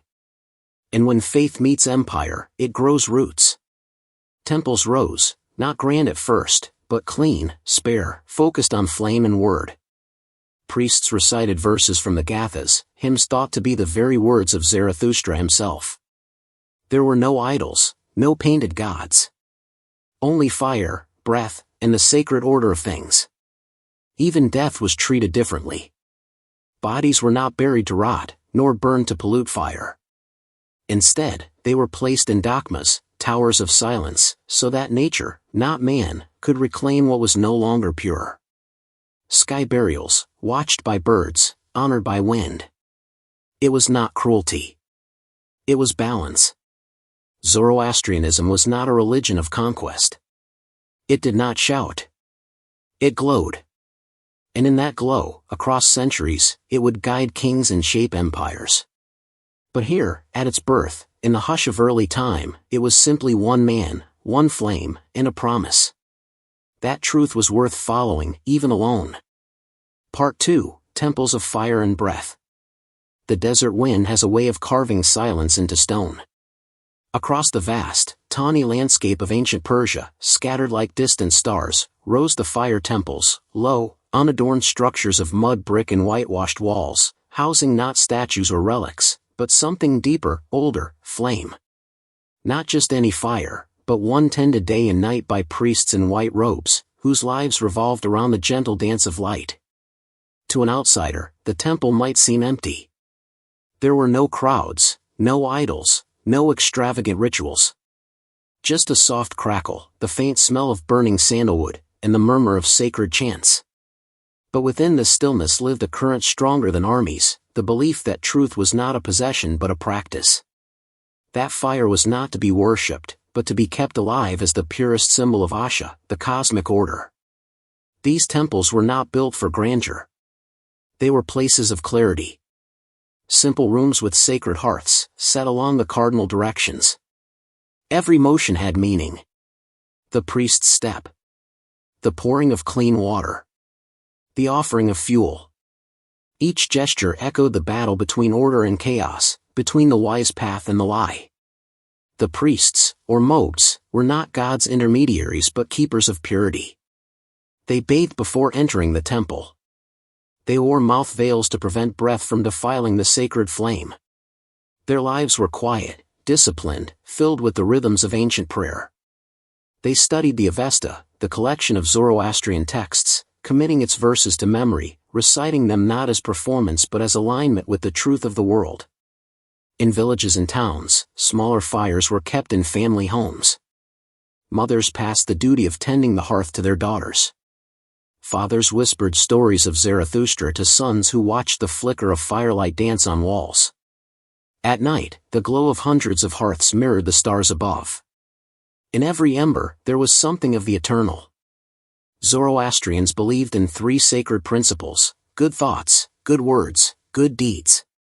These were not slogans but foundations. In court, in trade, in conversation, a person's worth was not measured by wealth or blood, but by whether they aligned themselves with Asha. A merchant who cheated, a noble who lied, a warrior who struck without justice, they were not just flawed, they were agents of druj, of falsehood. In the cities of the empire, fire temples took root even beside royal palaces. Kings, even those not born to the faith, honored the flame. They consulted moguls before war, purified themselves before judgment, gave offerings of fuel and incense in hope that their rule would reflect cosmic balance. Yet the flame did not belong to kings alone. It belonged to the people. A shepherd could light a fire on a cold hill and recite a prayer passed down through generations. A widow could whisper verses beside a simple oil lamp, her hands folded in reverence. The divine was not far above, it was present in the tending, in the repetition, in the care. And so, fire temples became more than places of worship. They became sanctuaries of memory. In their walls were held centuries of practice, of language, of resistance to forgetting.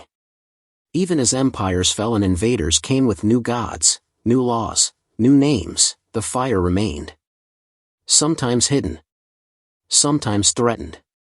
But always alive. Because in the heart of the Zoroastrian world, the flame was not just a symbol. It was a promise. That truth, once lit, need never go out. Part 3, The Path of the Moguls. In the shaded corridors of a fire temple, where the only sound was the faint hiss of incense curling into the rafters, a boy knelt beside a flame. His hands were still small, his fingers stained with ash, his eyes wide with reverence and responsibility. He was not yet a mogul, not yet one of the white-robed priests who walked like ghosts between the altar and the stars. But he had taken the first step, one that would shape his life like the chisel to stone. To become a mode was not a matter of ambition. It was a calling, inherited by some, chosen by others, but always demanding. The boy's family might have been devout, respected in the community, entrusted with a fire that had burned longer than memory. Or he might have been chosen for his quiet nature, his thoughtful gaze, his ability to memorize the sacred hymns, the gathas, which the elders murmured like songs half remembered from the dawn of time. His training began with silence. He learned how to walk without stirring dust, how to wash in flowing water before sunrise, how to tend the sacred fire without letting his breath touch it. He learned the difference between clean and unclean, not merely physical, but moral. Lies polluted. Anger stained. Kindness restored balance. The world was a web, and every act tugged a thread. He memorized verses in Avestan, the old language, brittle and beautiful, spoken now only in prayer. Each syllable was a step closer to Asha, the right order of things. He recited them with bowed head, his voice blending with the whisper of older priests. The chants were not meant to be understood by all, but to be felt, to align the soul, like tuning a stringed instrument. There were ceremonies, too, each as intricate as a tapestry. The yasna, the core liturgy, could last hours. It involved pouring libations, offering sacred twigs, circling the fire in precise steps. During these rites, the moog became a conduit, between earth and sky, between the physical and the divine. But never did he claim the power as his own. He was a caretaker, not a magician. Outside the temple, he lived modestly. No riches, no grand proclamations. But he held influence.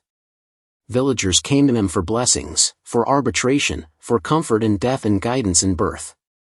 He led funerals, walking alongside the mourners to the Dakma, the Tower of Silence, where the dead would return to nature. He did not cry aloud. He offered calm. Stability. The reminder that even endings belong to the sacred order. And still, he studied. Scripture.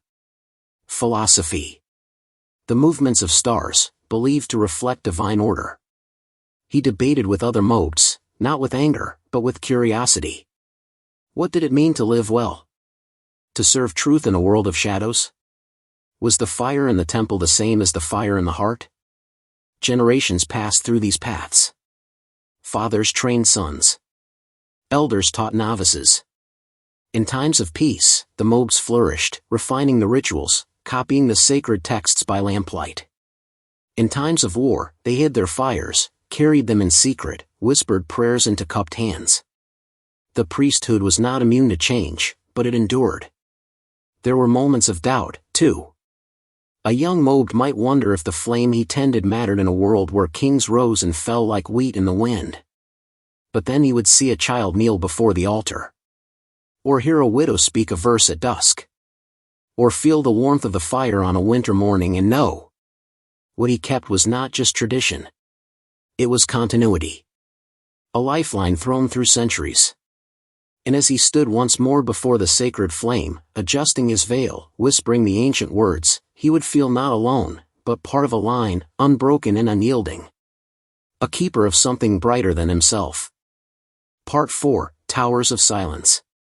High above the bustle of the village, where the earth gave way to sky and the wind had no walls to halt it, stood a stone circle, wide, solemn, and bare. It was called a Dakma, or more poetically, a Tower of Silence. To some it seemed a place of endings. To the Zoroastrians, it was a threshold, a return, a release. This was where the dead were carried, not to be mourned in tombs, but to be given back to nature, without corruption, without disruption of the sacred elements. Death, in Zoroastrian belief, was not evil, but it was dangerous. It marked the point at which the body, no longer guided by the soul, began to decay. Decay was impurity, and impurity could not be allowed to taint the holy things, earth, fire, and water. To bury the dead would poison the soil. To burn them would desecrate the sacred flame. Instead, the Zoroastrians turned their eyes upward and offered their dead to the sky. When someone died, the family mourned with quiet reverence. The body was washed, wrapped in white cloth, and watched over by a nasusala, a specialist trained to handle the corpse without spreading impurity. Prayers were said, not of possession or weeping, but of acceptance. Life was a gift, and now that gift returned. A procession climbed to the tower. No grand funeral pyres. No weeping crowds. Just a few solemn steps in the steady rhythm of ancient chants. Atop the tower, ringed by low walls, the body was laid on stone. Not buried, not hidden, exposed to the sky and to the waiting wings of vultures, the silent agents of return. The vultures came swiftly. Efficient, impersonal, inevitable. They did not desecrate, they participated. In their feeding, the body was broken down without touch from the sacred elements. Within hours, the bones were picked clean. Days later, the sun and wind had bleached them pale. Then, and only then, they were gathered with care and placed into a central ossuary, deep within the tower, where they would rest in peace, no longer impure, no longer burdensome, simply, gone. To modern eyes, this practice might seem harsh, even disturbing.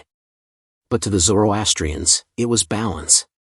It was the final act of humility, the last alignment with Asha. To take up space in death was vanity. To demand a tomb of marble, a sealed sarcophagus, was to cling to what was no longer yours. The tower asked only stillness. The wind did the rest. In larger cities, where the practice survived into later centuries, the towers of silence became familiar silhouettes on distant hills. They did not inspire dread.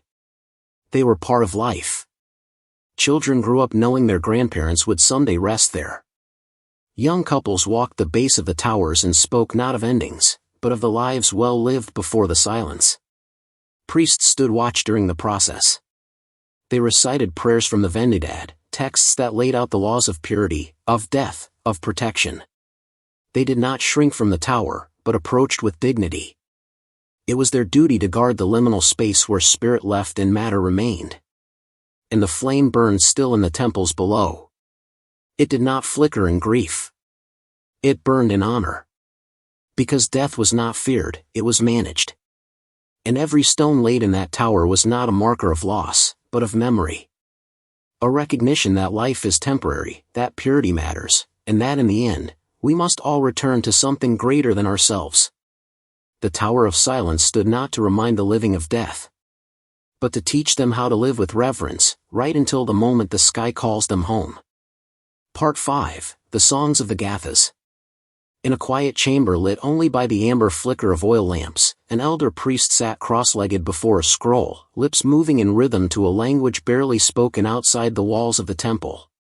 His voice was low, melodic, not unlike a lullaby murmured to the world itself. These were not merely prayers. They were gathas, the ancient hymns composed by Zarathustra himself, whispered through time like wind through reeds. The gathas were unlike any other part of the Avesta, the Zoroastrian sacred canon. They were written in Old Avestan, older than empires, so old that even in the days of Darius and Xerxes, their meanings had begun to fade. But meaning was not always necessary for presence. To hear the gathas was to feel the heartbeat of the faith, steady and solemn. Each verse was a reflection, on truth, on choice, on the human struggle to live rightly in a world of shadows. Zarathustra had not written them to dominate minds, but to awaken hearts.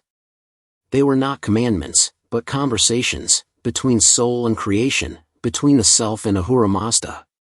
For centuries, priests memorized them, syllable by syllable, the words etched into the air by repetition rather than ink. The verses did not sit quietly in books, they lived in the mouths of the faithful. Each recitation was an act of devotion, of alignment with Asha, of reinforcing the order in a world constantly tempted by chaos. Children and priestly families learned them young. Before they could write their own names, they could sing the opening lines of Ahunaviti, the first Gatha. It was not understood entirely, it didn't need to be. The rhythm taught reverence. The tone taught patience. The repetition carved meaning deeper than definition. In the larger fire temples, recitation of the Gathas could last hours, a continuous offering of breath and voice. Priests alternated in seamless rhythm, one beginning a verse just as another ended. There was no applause. No audience. Just the fire listening, the silence between walls accepting every sound like dew to dry ground. But the Gathas were not only liturgical. They were philosophical. They spoke of justice, of freedom, of the dignity of labor, of the responsibility to choose rightly even when no one is watching. Unlike many ancient texts, they centered not on divine fury but on divine wisdom. Ahura Mazda was not a god of wrath, but of reason. The Gathas invited thought, reflection, and above all, personal responsibility. One could read 1,000 verses and still find new questions. That was their power. Through invasions and dynasties, the Gathas endured, not always on paper, but in memory. Even when texts were burned, even when priests were scattered, even when fire temples fell to ruin, the songs survived. Whispered by old men in corners of distant villages. Hummed by women lighting hearths in silence. Passed in secret when faith was forbidden. They did not need grand orchestration. A single voice in the dark, murmuring Yatha Ahu Vario, the first and holiest formula, was enough to keep the flame alive. And in that voice, stretched between centuries, between lips and breath and memory, was the trace of Zarathustra himself, still speaking. Not commanding. Not demanding. Just reminding.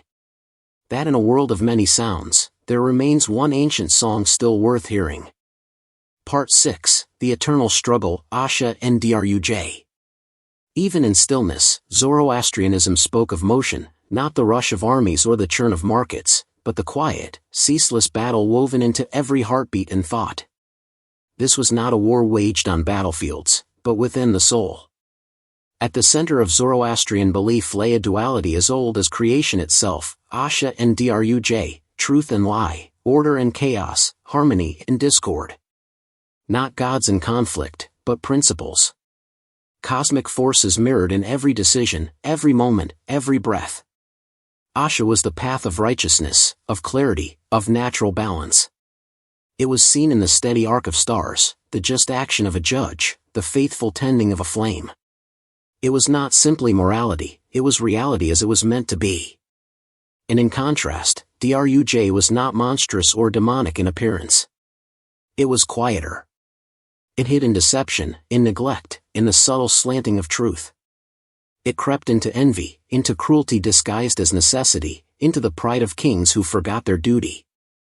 Zarathustra did not speak of sin as a stain but as a choice, repeated or resisted. The human soul stood at a crossroads each day, and every action tilted the balance. To lie was to break the weave of Asha. To cheat, to exploit, to harm with intention, each drew the world closer to Druj. The universe itself responded. Sickness, decay, and confusion were not just unfortunate accidents, they were ripples from choices made in disharmony. Even speech had weight. Words were not idle sounds. They carried force. One's tongue was a tool of truth or a dagger of lies. This is why prayers were spoken with precision, why silence was often preferred to careless talk. To speak in Asha was to reinforce the very fabric of the world. To speak in Druj was to help it unravel. Children were taught these ideas early, not through fear, but through practice. They learned to care for the sacred flame, to treat animals with respect, to speak kindly even in frustration. They learned that every small act had consequence, that the world was not indifferent to their choices.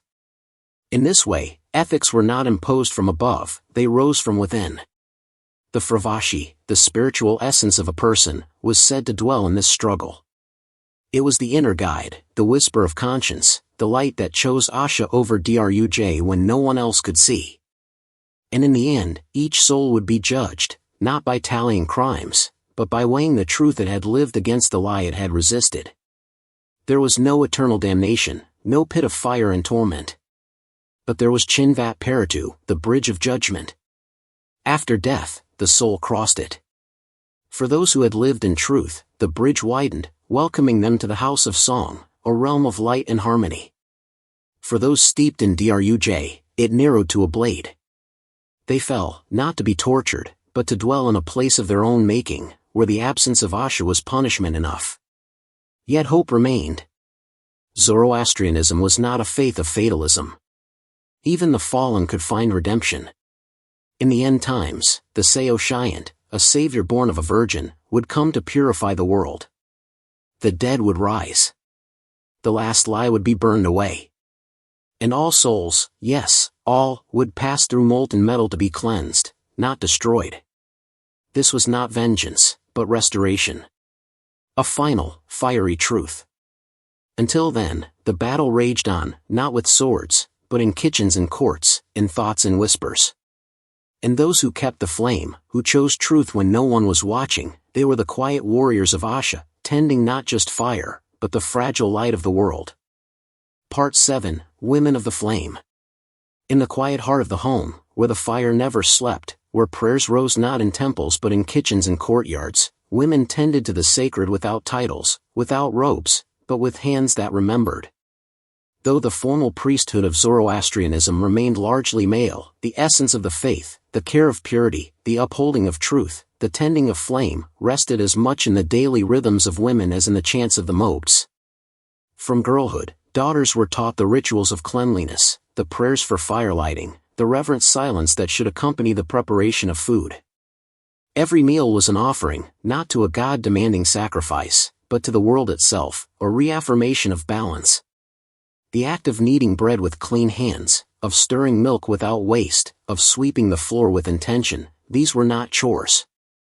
They were acts of spiritual maintenance. The hearth was their altar. And in it, a fire that should never be allowed to die. Married women often became the guardians of the household flame. They would rise before dawn to tend it, their faces lit in the soft golden glow, murmuring blessings in Avestan as they placed the kindling.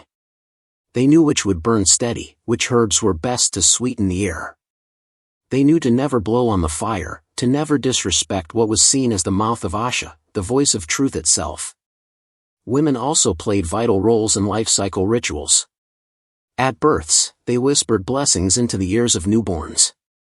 At funerals, they prepared the dead with quiet hands, washing bodies and wrapping them in white cloth. In times of illness, they brewed infusions of purity, not just for the body, but for the spirit. Their wisdom, passed from mother to daughter, was not written in books, but preserved in memory and gesture. Despite restrictions in formal ritual spaces, women shaped the religious tone of the household and the community. They were storytellers. Through their voices, the legends of Zarathustra, the tales of the just kings, and the whispers of the eternal struggle between Asha and Druj came to life. Children fell asleep to these stories, not as fantasy, but as instruction, a kind of nightly devotion that imprinted the faith into dreams. In times of persecution, when temples were burned and priests scattered, it was often the women who preserved the rituals. They lit hidden fires. They remembered the chants. They buried texts in clay pots beneath kitchen floors. Their silence was not weakness, it was resilience. They became the invisible line between past and future, holding the flame when the world sought to snuff it out. Zoroastrian law also honored their place in the moral cosmos. While patriarchal structures persisted, women had rights that in many parts of the ancient world were unheard of. They could inherit. They could manage property. They had recourse in courts. Their words, while sometimes secondary to men's, still bore weight. And above all, their moral agency was recognized. They too stood at the crossroads of Asha and Druj, capable of choosing the path of truth. The marriage ceremony itself was a sacred bond, a compact not of dominance, but of partnership. Bride and groom, robed in white, stood beneath the gaze of fire, bound by thread and oath. The home they would build was to be a miniature universe of order, and the woman its steady flame. Even today, in Zoroastrian diaspora communities scattered from Yazd to Mumbai to Toronto, it is often the women who lead from the background, teaching children how to recite prayers, organizing festivals, ensuring the Navjot initiation is carried out with care. They are not always called priestesses. But they are something perhaps older. They are the memory of the fire. And in their hands, truth has been kept not with swords or sermons, but with soft voices, clean hands, and a flame that has never gone out. Part 8, the festival of renewal, Nowruz in the light of spring. As the cold grip of winter loosened and the earth once again stirred beneath layers of frost, a quiet anticipation swept across the Zoroastrian world. It began not with trumpet calls or royal declarations, but with the subtle signs of rebirth, buds blooming along almond branches, the scent of fresh herbs in the air, and homes softly lit in preparation. This was Nowruz, the new day, the Zoroastrian New Year, and one of the most ancient continuous celebrations in human history.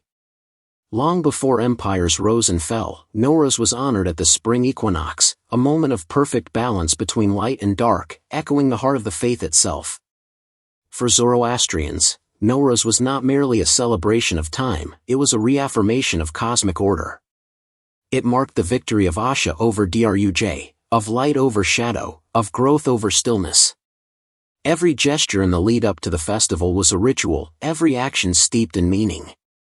Weeks before the equinox, families began their preparations. Homes were cleaned meticulously, dust swept from corners, old clutter removed, and every object polished to reflect the inner cleansing being mirrored in the outer world.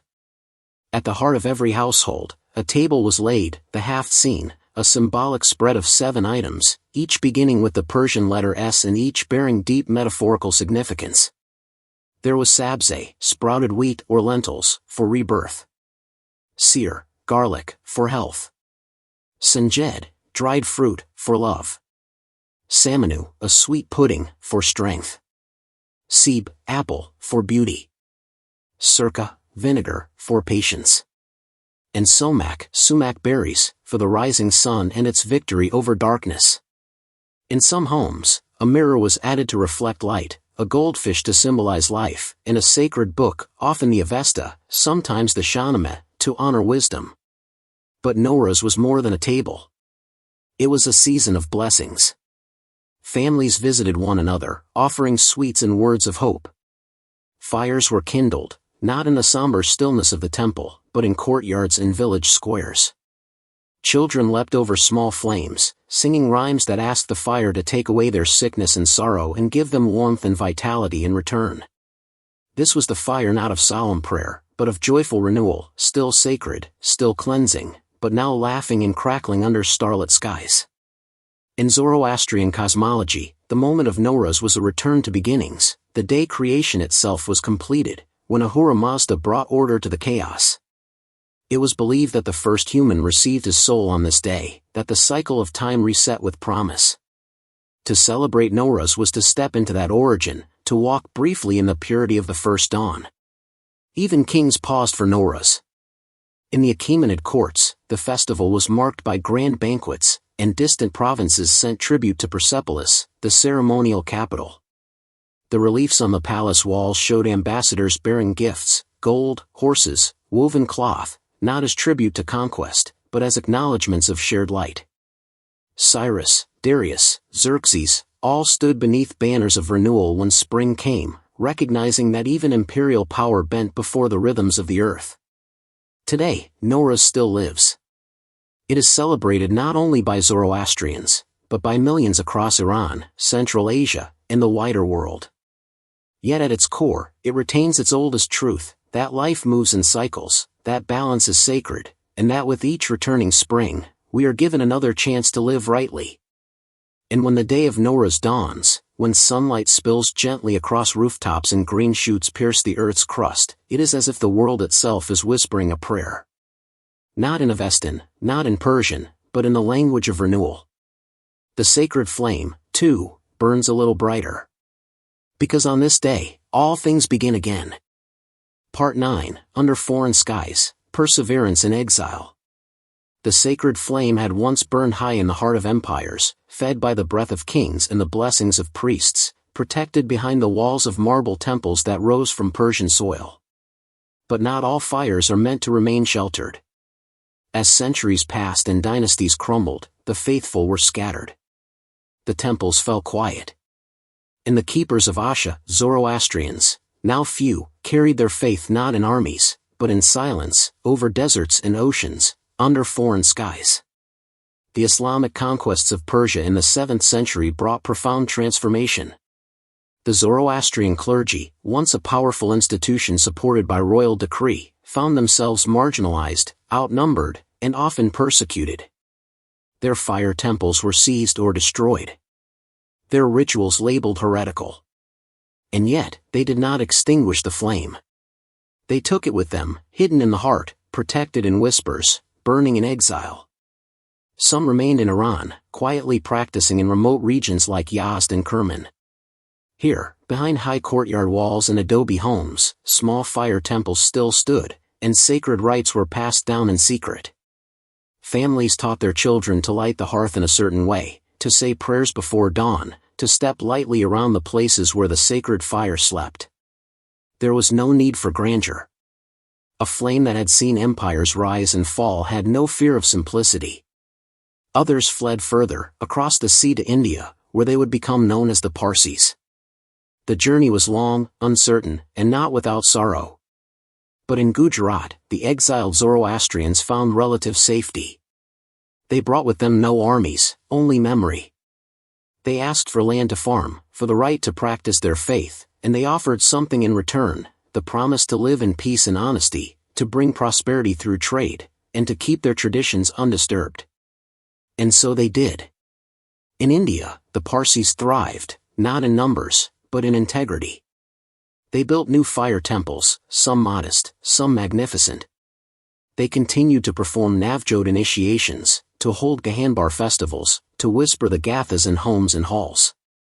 They adapted, too, absorbing local languages, adopting new customs of dress, but never losing the pulse of their origins. Their sacred fires, such as the Atashburams, were tended with reverence that echoed the old world.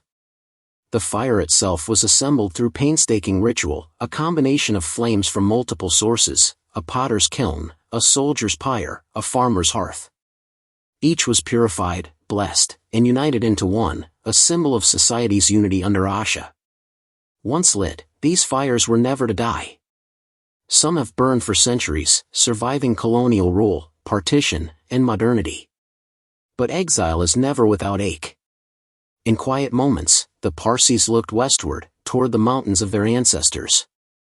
Stories of Persepolis, of Zarathustra's words echoing in wind-swept valleys, lived in their dreams. Pilgrimages to Iran became rites of return, not to reclaim land, but to touch stone, to feel the dust their grandfathers once walked. The faith, even in diaspora, was not a memory. It was breath. It was rhythm. It was resilience. Even today, as their numbers dwindle and younger generations walk between worlds, the community remains a testament. In Mumbai's bustle and Toronto's winter stillness, in museums, in kitchens, in the hush of prayer rooms where only a few candles glow, the Zoroastrian flame endures. Not loud. Not dominant. But constant. Because exile cannot erase what is remembered with love. And no matter how far they wander, those who keep the fire carry with them a piece of the eternal blue sky. And under those foreign skies, they still whisper.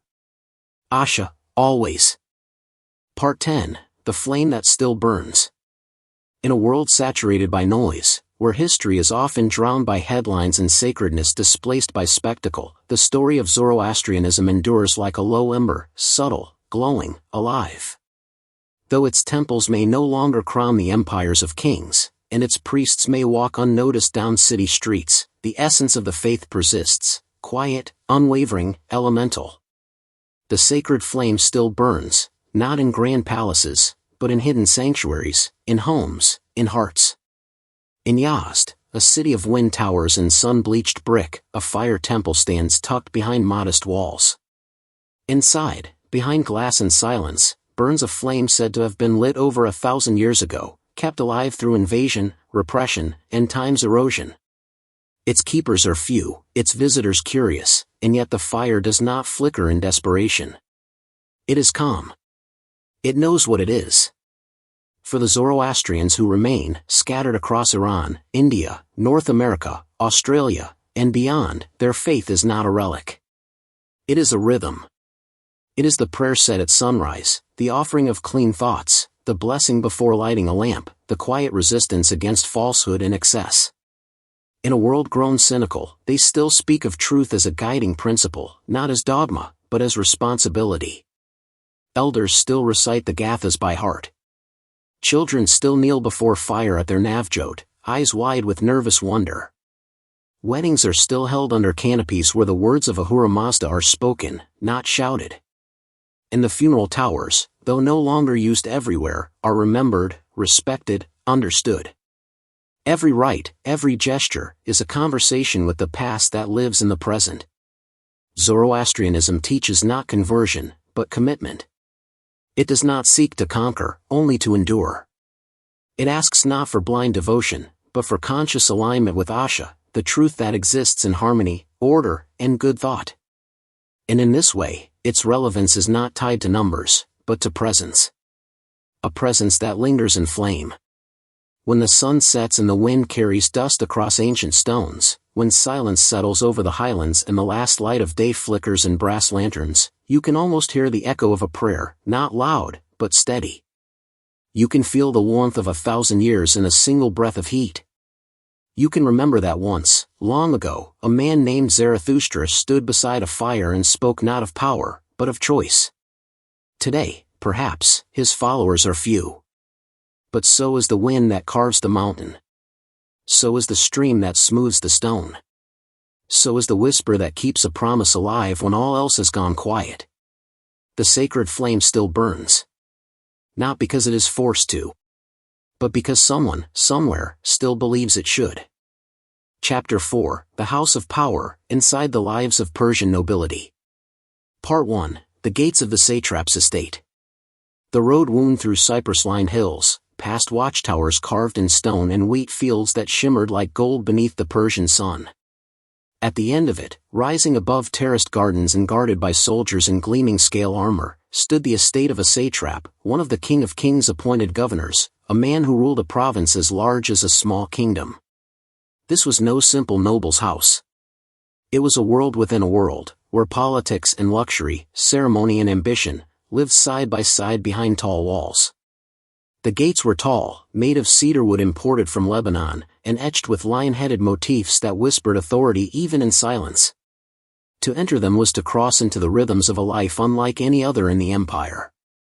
Here, time did not belong to seasons or sunrises, but to schedules, rituals, and affairs of court. A satrap's day was not one of leisure, though comfort draped every corridor. It began before dawn, with scribes waiting at the door, bearing petitions and reports from distant outposts, borders patrolled, taxes collected, whispers of unrest. Within the estate's walls lay gardens designed not merely for beauty but for meaning. Water channels reflected the Zoroastrian reverence for purity and balance.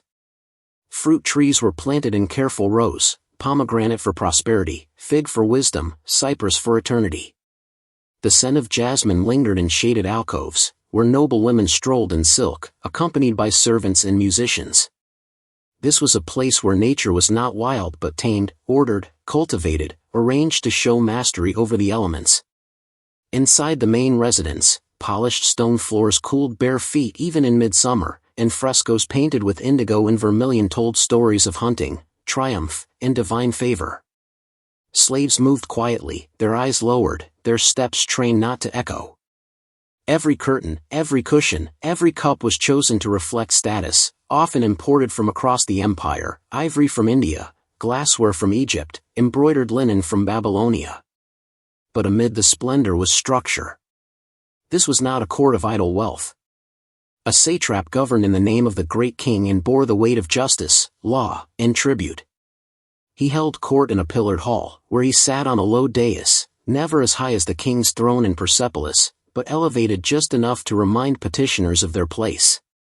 Beside him stood the royal seal-bearer, ready to stamp edicts into permanence.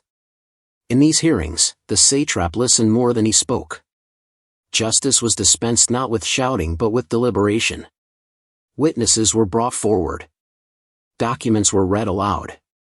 Oaths were sworn by the fire. A peasant who lost a goat might stand before the same dais as a nobleman accused of skimming silver from the mines. And the satrap was expected to hear both with equal gravity. Yet, the estate was not merely political, it was personal. The satraps' wives and children lived in adjoining wings, where courtyards overflowed with laughter, games, and lessons. Tutors taught sons the laws of the empire and the principles of Asha. Daughters learned music, dance, and household management. Meals were not only feasts, they were ceremonies. Dishes arrived in sequence: barley stew, lamb with mint, wine chilled in snow carried from mountaintops. Toasts were made not just for health, but for divine favor and political alliances. And at night, when the duties were done and the torches flickered along the marble corridors, the satrap might stand alone beneath the stars, those same stars watched by the great king far away. He would feel the weight of his ring, the silence of his gardens, and the knowledge that though he was powerful, his life balanced on a knife's edge, subject to the will of the empire, the favor of the king, and the judgment of time. This was nobility in ancient Persia, not merely a life of comfort, but a house built on service, responsibility, and the unspoken dance of power. Part 2: Silk Robes and Hidden Eyes, the Women of the Noble Court. Behind the high stone walls of the satrap's estate, past gardens embroidered with light and water, the inner courtyard of the women's quarters stirred with life of a different rhythm. Here, in the shaded latticework of rose-draped balconies and perfume-scented halls, lived the women of Persian nobility, wives, daughters, concubines, and attendants. Their world was enclosed, but not silent.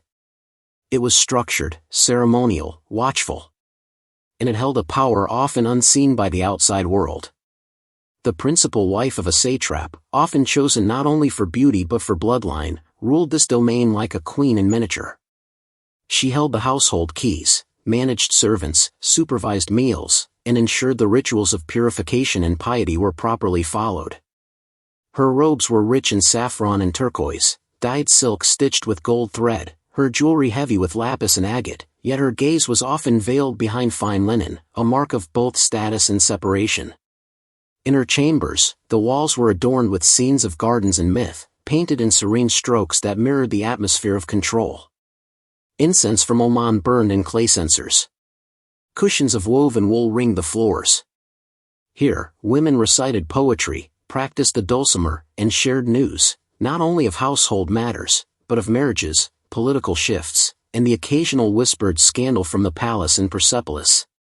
Younger wives and concubines lived in smaller rooms along the inner arcades, each chosen by the satrap or gifted through political alliance. Though officially subordinate to the principal wife, some wielded quiet influence through favor, wit, or connections to powerful clans. There was competition, yes, but it was rarely loud. In this realm, a glance carried meaning, a word could be a weapon, and silence was often strategy. Daughters were raised with the care reserved for fine embroidery, careful, deliberate, precious. They were taught not just to be wives, but to be symbols. Their marriages would seal treaties, bind merchant families, calm rivalries. From childhood, they practiced ceremony, how to bow before a guest, how to carry a cup without spilling, how to recite blessings without error. Their futures might lie in estates like this or far across the empire, perhaps even in Babylon or Susa. But always, they would carry the dignity of their house like a crest stitched into their soul. The women's lives were bounded by ritual, yes, but also rich in fellowship. At dusk, when the outer courts grew quiet, the inner gardens lit with oil lamps strung in fig trees. Women gathered to sing old hymns or play guessing games with painted pebbles. Elders told stories from the Avesta, of divine justice, of noble heroines, of queens who ruled beside kings with equal fire. Sometimes, they wept for their sisters in cities now gone, or for sons they could not protect. But more often, they laughed. Softly, but with conviction. Their resilience was their religion. And then there were the servants. Most were born into the estate, their mothers and grandmothers before them having served the noble house. They wore simpler robes, moved quickly, and spoke only when spoken to. But even among them, knowledge was passed, how to read moods, how to interpret gestures, how to remain invisible while seeing everything. A wise satrap paid heed to the words his wife spoke in private, and a wiser wife paid heed to the gossip carried by her maid. Though the women of the noble court rarely stepped beyond the estate walls, their presence was felt in the empire's fabric, in alliances forged, heirs raised, rituals preserved, and reputations upheld. They were unseen but not unknowing. Sheltered, but not without sway. And so the noble estate breathed with two lungs, one of politics and public power, the other of tradition, grace, and the quiet rule of those who watched from behind silk screens. In that dance of visible and hidden, the soul of Persia found its balance. Part 3, Scrolls and Seals, the Machinery of Persian Administration. Beyond the scented courtyards and silent chambers of the noble household lay another world, a world of wax and parchment, of ciphers and stamps, of scribes bent in long silence over scrolls by the light of oil lamps. If the satrap's residence was the visible symbol of his authority, then the record hall was its beating heart. It was here, in the cool rooms thick with dust and knowledge, that the gears of empire turned. The scribes, learned men with ink-stained fingers and meticulous manners, arrived early. Some had studied in Babylon, where the mathematics of grain yields were taught alongside the poetry of the stars. Others had trained under older record-keepers in Persepolis, learning not only how to write, but how to recognize the weight of a word. Their task was not to create. It was to preserve, to calculate, to verify. And nothing escaped the quill. Every shipment of barley, every herd counted for tax, every conscript enrolled for seasonal duty, each had its place in the books. Clay tablets were still used in some provinces, but here in the satrap's palace, fine parchment imported from the west had become more common. Long scrolls were bound with colored cords, stamped with seals carved from carnelian or jasper, and stored in deep, pigeonholed shelves arranged by year and district. It was a quiet world, but not a slow one. Couriers arrived on horseback at all hours, their cloaks dusty from the royal road, bearing messages sealed with the insignia of cities hundreds of miles away. They brought news of droughts in Elam, brigands near the Caspian, shipments of tribute delayed by spring floods. The scribes opened the seals carefully, some with knives, others with steaming kettles, then recorded, responded, and relayed. Alongside the scribes were the interpreters, for Persia was a vast quilt of languages, Old Persian, Elamite, Akkadian, Aramaic, and more.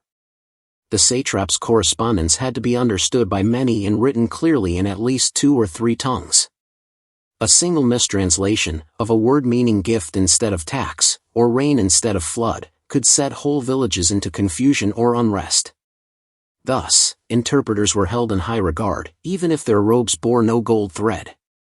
Nearby worked the accountants, men of steady hand and unflinching memory. They spoke little but knew much. How many talents of silver had passed through the mines this quarter? How many camels were owed by the tribes of the eastern mountains? How much wool was produced by the flocks in spring? These questions were answered not with speculation but with ink and figures and the methodical flick of an abacus carved from walnut wood. Once a month, the satrap would enter this domain, robed in dignity, escorted by guards, and sit at a great cedar table while his chief clerk read out the reports. There was no music here, no perfumed air. Only facts. The satrap listened, asked brief questions, and made his judgments. Should more grain be stored? Should that road be repaired before winter? Should the tax be lifted from the village suffering drought? The decisions he made here would ripple outward, shaping lives far beyond the estate's walls. Outside the chamber, messengers prepared to ride again. They dipped their tablets in wax, rolled their scrolls, and fastened them with cords stamped with the satrap's seal, a winged bull or a rising sun. These messages would travel over the mountains and rivers, some reaching the royal palace itself. For in this vast empire, every satrap was a steward, and every steward was accountable. And so the records grew. Year after year, scroll by scroll, sealed in quiet rooms by men who spoke little and remembered much. They were not warriors or priests. Yet without them, the empire would have crumbled beneath its own weight. In the world of Persian nobility, it was not only swords that upheld power. Sometimes, it was the scratch of a reed pen on parchment. Part 4, The Hunt, where nobility met the wild. Dawn had barely begun to stretch across the distant ridges when the noble estate stirred not with ritual but with motion. Servants bustled through the courtyard, hoisting saddles and packing satchels with dried fruit, flasks of spiced wine, and healing herbs. Grooms prepared the horses, tall, muscular beasts bred from fine stock, their coats brushed to a shine and their manes bound with woven cords. Today, the satrap would hunt, and with him, the spirit of aristocratic Persia would awaken and gallop into the hills. The hunt was not merely sport. It was an expression of dominance over the natural world, a ritual echo of royal authority, and an ancient rite of nobility that traced back to the kings of Anshan and beyond. For Persian nobles, to hunt was to live in the image of the empire itself, calm at rest, decisive in pursuit, and relentless when provoked. It was a test of courage, strength, and the ability to command, and it was never undertaken lightly. As the hunting party departed, banners rippled in the morning breeze, some bearing the winged disc of Ahura Mazda, others stitched with the sigils of ancestral houses. The satrap, cloaked in a thick riding robe of dyed wool and leather armor too fine for war but sturdy for the ride, led the group astride a black stallion whose reins were adorned with silver rings. At his side rode sons and nephews, some barely of age, eager to prove themselves in the eyes of kin and fire. Their quarry varied by season. In spring, they might chase deer across the open plains. In autumn, they stalked boar through dense oak forests. But above all, it was the lion, rare and regal, that crowned the noble hunt. Not only for its danger, but for its symbolism, strength, majesty, the noble's rightful place atop the chain of being. To slay a lion was not only to survive, it was to affirm divine favor. Falconers rode at the rear, their birds hooded and perched in silence. Dogs, lean and sharp-eyed, padded alongside the horses, trained to flush prey without faltering. Trumpets sometimes sounded when game was spotted, though more often, the party moved in silence, communicating with gestures. It was in these moments, far from the estate's marble corridors, that the satrap became not a bureaucrat but a warrior once more. Here, he was the hunter, his breath sharp in the cold air, his bow taut with anticipation. When the chase began, all ceremony vanished. Horses thundered over uneven ground, riders leaned into the wind, and the cries of the hunt rang out across valleys. A well-placed arrow could earn a youth praise for a lifetime. A stumble could mean a broken leg, or worse. No noble was too exalted to risk a fall. And that was the point. In the hunt, as in war, there were no titles, only skill. At midday, the party would rest beneath acacia trees or in the shadow of a ruined outpost, laying down hides for comfort. Fires were kindled not for warmth but for cooking the morning's kill. Spices from distant provinces, cumin, coriander, turmeric, were mixed into stews that simmered in bronze pots. Goblets were raised in quiet toasts, and songs were sung not of cities or kings, but of hunters and beasts, of stars and courage. Some nobles took these moments to teach. A satrap might lean over to a nephew and speak of how a good hunter watches the wind, not the trail. Or how a wise leader chooses his quarry as carefully as his words. These were lessons draped in metaphor, passed from generation to generation like cloaks of insight. By dusk, when the shadows lengthened and the animals bedded down, the hunters returned to the estate, bloodied, exhausted, triumphant. Servants met them with towels and oils, baths were drawn, and wounds tended. The meat was carried into kitchens. The hides stretched and dried. The story of the day was told again and again, exaggerated with each telling, embroidered into memory. In the hunt, the Persian noble found his balance between civilization and wildness, between court and chaos. And long after the last arrow was fired, the dust of the chase still clung to his robe, reminding him that power, like prey, must be pursued with patience, precision, and courage. Part 5, Banquets Beneath the Moon, the Art of Persian Celebration. As dusk fell and the horizon drank in the last of the sun, the estate of a Persian noble transformed. Torches were lit in symmetrical rows, casting a golden hue across marble courtyards and polished pools. Musicians took their places on raised platforms, tuning stringed instruments with delicate precision. Servants emerged like shadows from the corridors, carrying platters beneath embroidered cloths. Tonight was not a night for governance or strategy.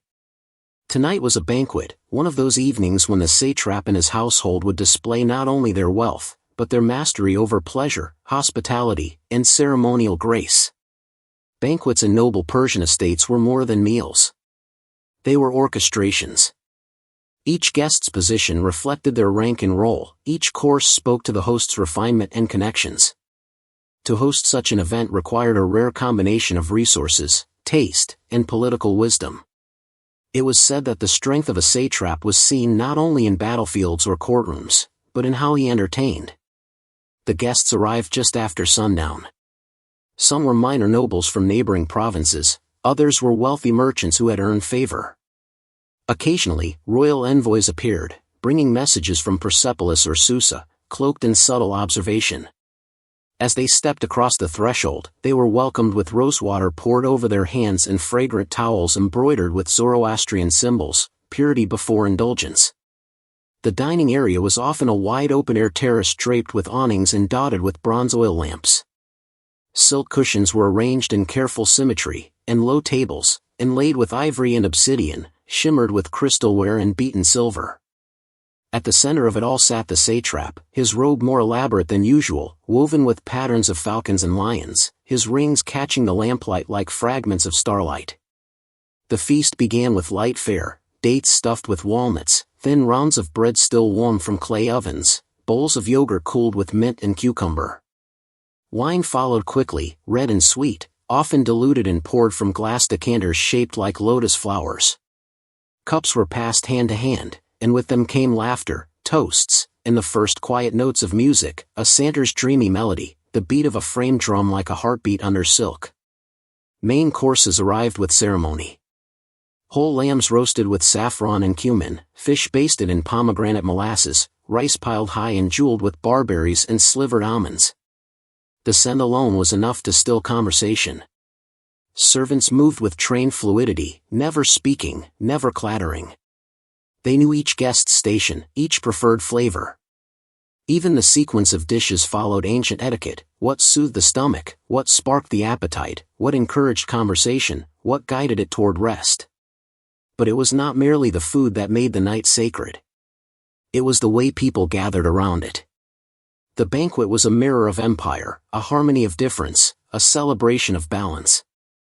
Men recited verses from Ferdowsi or earlier poets whose names were half lost. Philosophers debated quietly between sips of tamarind wine. Storytellers were invited to speak, often blind or elderly, with voices like woven rugs, textured and warm. They spoke of distant battles, of clever queens, of the stars and the mysteries they carried. And then there was the dancing. Young performers, trained in the noble arts, swayed in graceful patterns, their hands tracing stories in the air. Their movements were slow, almost meditative, more a form of storytelling than spectacle. Some nobles watched in contemplative silence, others closed their eyes and let the rhythm of drums and lyres carry them into a different realm, where memory and myth intertwined. As midnight neared and the air cooled, guests reclined more deeply into their cushions, their robes loosened, their conversation softer. Stars emerged overhead, and from within the estate walls, the sound of a single flute rose, melancholic, wandering, like the voice of a mountain wind. It reminded them all that beneath the feasts and finery, life was fleeting. That beauty must be savored, but never clung to. In the banquet, Persian nobility did not merely eat. They performed the essence of their culture, graceful, generous, precise. They honored both earth and sky, both tradition and moment. And as the final cup was raised, and the guests prepared to take their leave, each carried with them more than fullness. They carried the memory of harmony made real, if only for a night. Part 6, Beneath the Veil, Religion, Ritual, and the Noble Soul. Before the first torch was lit, before servants swept the courtyard or scribes unrolled the morning's reports, the satrap stood alone in a quiet chamber just beyond his private quarters. It was a modest space by the standards of nobility, no golden bowls or silken rugs, only a simple brazier, a low altar, and a flame that had burned all through the night. Here, in the still hush before dawn, the governor of a province became something far more ancient than his title suggested. He became a worshipper before fire. Religion was no separate sphere in the life of Persian nobility. It was woven into the fabric of their daily acts, from how they greeted the sun to how they broke bread or judged a neighbor. And among these rituals, Zoroastrianism held the deepest roots. It was not a faith of temples or idols, but of choices, between light and shadow, truth and falsehood, the eternal balance of Asha. To the noble, the sacred was not distant. It lived in the breath of fire, the silence of clean water, the honesty of one's actions. Each day began with purification. The satrap would wash his face and hands in water that had been fetched with quiet reverence. Then, facing east, he would whisper prayers in Old Avestan, the ancient tongue that echoed through the halls of the empire like a forgotten lullaby. Good thoughts, good words, good deeds. These were not simply words to say, they were the core of a noble's being. Even the greatest warrior knew, strength without righteousness was ash in the wind. Fire temples lay scattered across the empire, some grand, others hidden. Within the satrap's domain, a private shrine often stood near the main hall, its fire tended by a dedicated priest, or athravan, who had studied for years the duties of flame and chant. Clothed in white robes, with a veil over the mouth to keep the sacred flame pure from breath, the priest represented a timeless link to Zarathustra's vision of harmony. When nobles gathered to consult or to mourn, it was here they came first. Ceremonies were precise. When a noble child was born, the fire was fed with fragrant wood. At marriage, two flames were joined to represent two souls becoming one. And at death, those Zoroastrians avoided burying bodies in soil or water, believing it would pollute the sacred elements. The rituals of mourning were still exacting, often held in high-walled towers where the body could return to nature under the open sky. But more intimate were the personal devotions. Many nobles carried a kusti, the sacred woolen cord, wrapped 3 times around the waist and tied in ritual knots. They untied and retied it 5 times daily during prayer. Others kept small portable fire vessels for travel, ensuring they were never too far from their spiritual anchor.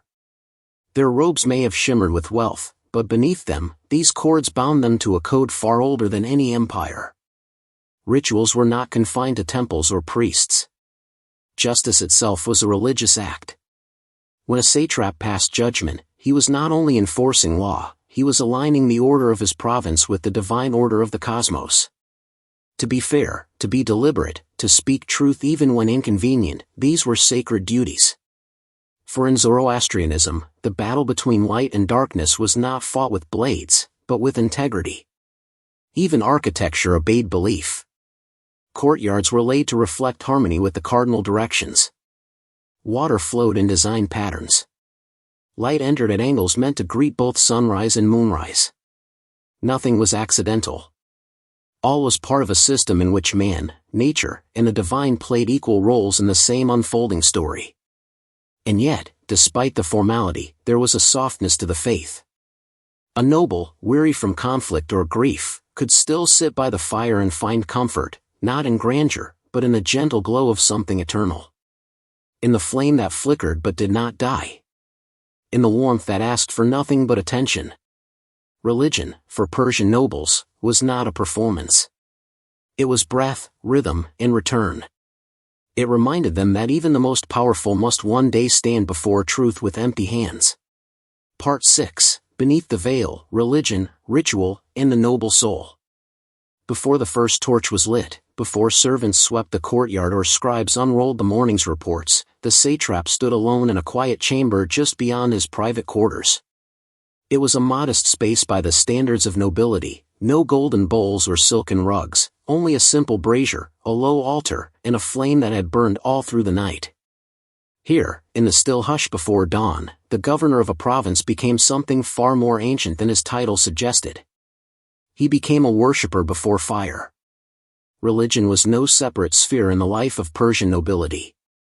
It was woven into the fabric of their daily acts, from how they greeted the sun to how they broke bread or judged a neighbor.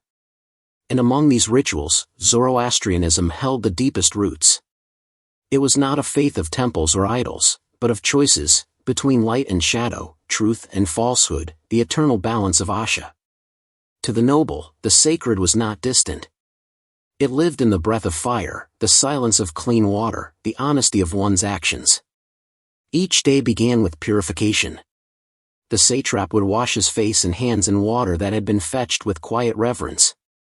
Then, facing east, he would whisper prayers in Old Avestan, the ancient tongue that echoed through the halls of the empire like a forgotten lullaby. Good thoughts, good words, good deeds. These were not simply words to say, they were the core of a noble's being. Even the greatest warrior knew, strength without righteousness was ash in the wind. Fire temples lay scattered across the empire, some grand, others hidden. Within the satrap's domain, a private shrine often stood near the main hall, its fire tended by a dedicated priest, or athravan, who had studied for years the duties of flame and chant. Clothed in white robes, with a veil over the mouth to keep the sacred flame pure from breath, the priest represented a timeless link to Zarathustra's vision of harmony. When nobles gathered to consult or to mourn, it was here they came first. Ceremonies were precise. When a noble child was born, the fire was fed with fragrant wood.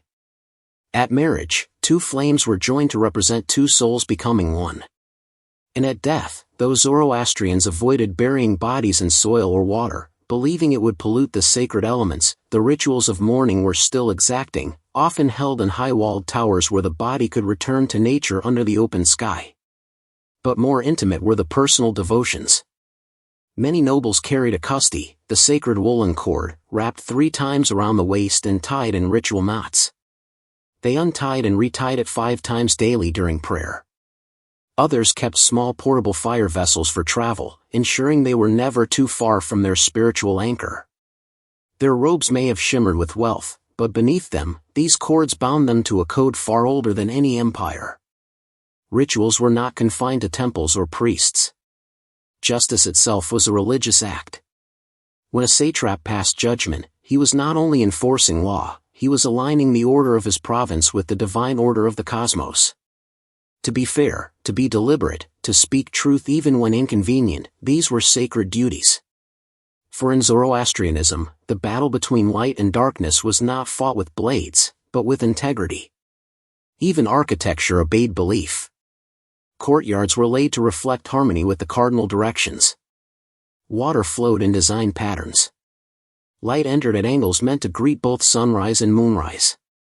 Nothing was accidental. All was part of a system in which man, nature, and the divine played equal roles in the same unfolding story.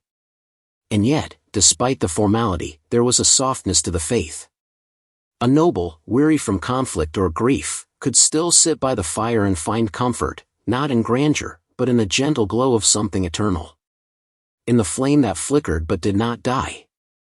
In the warmth that asked for nothing but attention. Religion, for Persian nobles, was not a performance. It was breath, rhythm, and return. It reminded them that even the most powerful must one day stand before truth with empty hands. Part 7. The Roads of Silk and Power, Trade, Tribute, and Influence. The noble estates of the Persian Empire did not exist in isolation, sealed away behind walls and courtyards. Instead, they pulsed with the rhythms of commerce and diplomacy, tethered to a vast network of roads, rivers, and trade routes that linked far-off provinces and distant kingdoms. To be a Persian noble was not simply to rule a corner of the empire, it was to stand at the heart of a web that stretched from the sands of Egypt to the valleys of India, from the shores of Anatolia to the spice-sweet winds of the Persian Gulf. The royal road, paved in parts with stone and watched over by imperial patrols, was more than a route for armies. It was the great artery of civilization, and the estates of noble families lay not far from its busiest intersections. Along its length traveled everything the empire could offer: gold dust from the Oxus, cedar wood from Lebanon, lapis from Bactria, ivory from Africa, and silks so fine they seemed woven from mist. Couriers moved swiftly on horseback, bearing sealed orders and diplomatic gifts, their journey aided by a system of way stations and fresh mounts. But just as often, these roads echoed with the clatter of merchant caravans, their camels swaying beneath burdens of dyes, spices, and rare gems. Within his estate, the satrap was both governor and broker. Trade flowed through his province not by chance, but by careful design and policy. He regulated tolls at bridges and mountain passes. He received tribute in goods from lesser nobles: rugs, grain, incense, trained falcons, and redistributed them to royal treasuries or other allied satrapies. His court, though distant from the capital, was a miniature version of imperial ambition, bustling, multilingual, and ceaseless in motion. Merchants came not only to sell, but to flatter. The nobles' favor could mean access to safer roads, reduced tariffs, or royal introductions.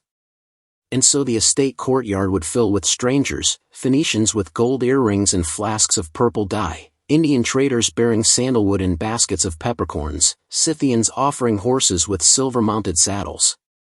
These guests were shown both hospitality and caution. Deals were struck not just in coin, but in trust, family ties, and whispers over wine. Within the estate, specialized rooms were set aside for trade negotiations.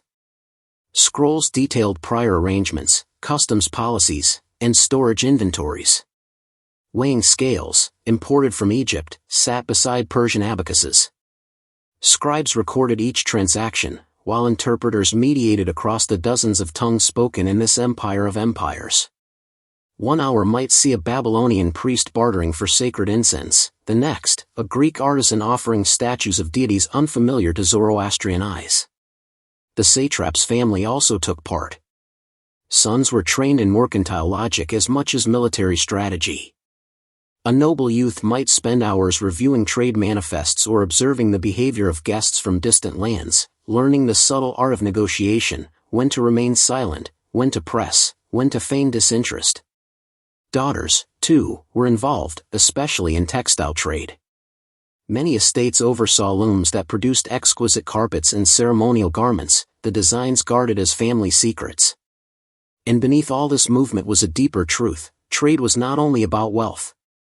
It was about influence. A noble who controlled the salt routes or the spring caravans held the means to reward allies and weaken rivals. A well-placed gift to the king, say, a cloak of peacock feather silk from India, might secure an audience, or even a decree. In this way, the lines between merchant and minister blurred, until the smell of myrrh and the rustle of coin became as potent as the clash of swords. By night, when the trade tents folded and the torches were doused, the noble might walk alone in his garden, fingers brushing the leaves of imported cypress trees. He would know that his wealth was not buried in chests but carried on the backs of travelers, counted in the weight of scrolls and promises. His power was not only in what he commanded, but in what he connected. The roads may have wound far beyond his walls, but each return, each caravan, each message, each alliance, reinforced what he already knew. The strength of Persia flowed not only from conquest, but from commerce. And every noble estate was a harbor on that vast and restless sea.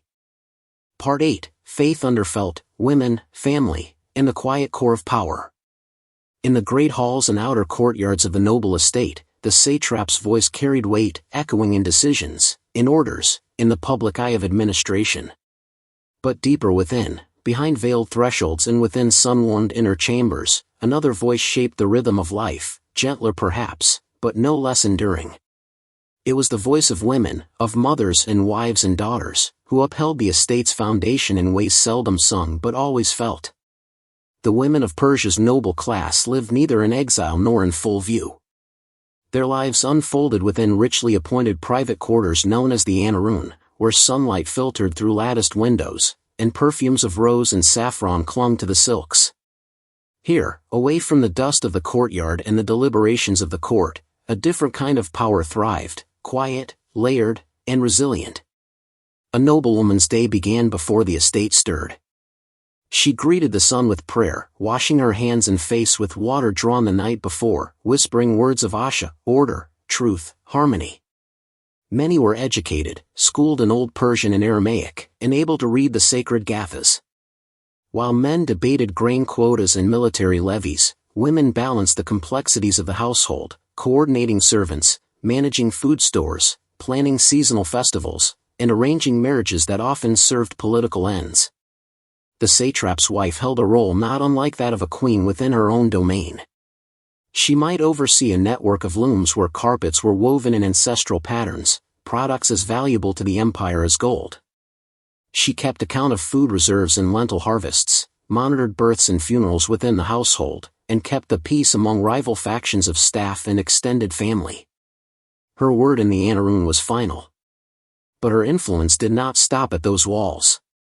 Letters written in her hand traveled to distant cities, negotiating dowries or pledging hospitality to fellow noblewomen.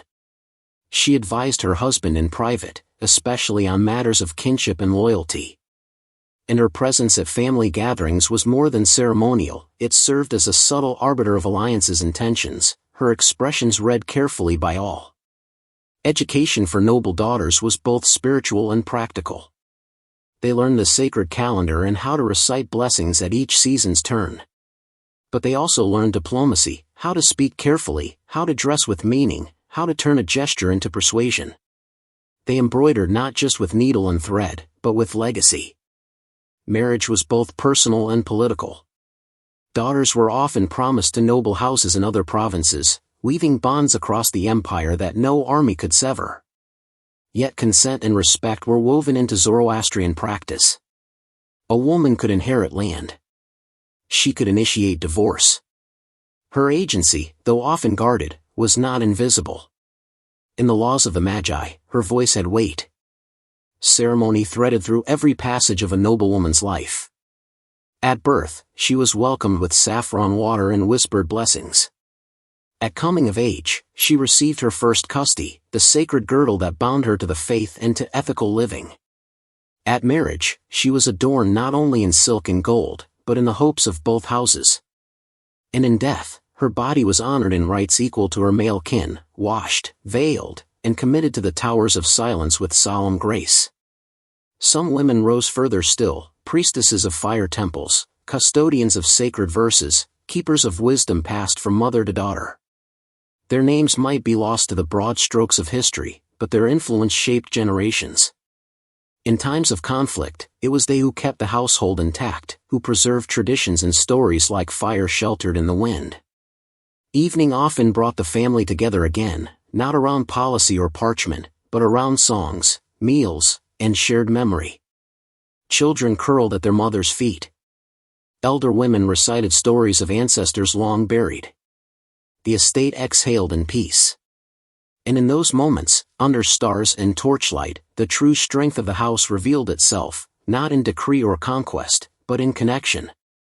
For Persian nobility, the foundation of power was not stone or sword. It was family. Woven not with noise, but with care. And women, in their quiet architecture of life, held the empire's most enduring hearth. Part 9, The Education of Power, Tutors, Traditions, and the Making of a Noble Mind. In the shaded courtyards of a noble Persian estate, beneath the carved lintels of learning halls and the whispering leaves of cypress trees, the next generation of the empire's elite was shaped not by accident or indulgence, but by design. Education among the nobility was not simply the privilege of reading or reciting, it was a disciplined passage into identity, a slow chisel that turned a boy into a satrap, a girl into a matriarch, a soul into a steward of the empire's ideals. The mornings belonged to the tutors. These were not idle scribes or fated scholars, but learned men and women chosen with care, often priests, philosophers, or retired officials whose knowledge was tested not just by scrolls but by service. They carried with them tablets of wax and clay, scrolls inscribed in cuneiform or Aramaic, and a patience cultivated by years of repetition. Education began with language. A noble child was taught Old Persian first, his tongue, his root, but soon moved to Elamite, Babylonian, and even Greek. For in the court and market alike, the empire spoke in many voices, and a noble must listen to all. Mathematics followed, geometry for architecture, arithmetic for trade and administration. Astronomical charts were studied not to predict fate, but to understand the order of time itself. The movements of stars aligned with the rhythms of festivals, the timing of construction, even the rituals of burial. A noble child learned to read the heavens as fluently as a tax register. But beneath the subjects lay deeper lessons. The core of Persian noble education was not information, it was ethics. At the center stood Asha, truth, order, righteousness. Every story told, every moral parable, returned to the choices between light and dark, honesty and deceit. Children were not merely warned against lying, they were shown how falsehood poisoned families, how disorder threatened entire provinces. They were taught to see justice not as law, but as balance. Boys of noble blood were also trained in warcraft, though not for savagery. Swordsmanship, archery, and horsemanship were required, skills that served both the battlefield and the hunt.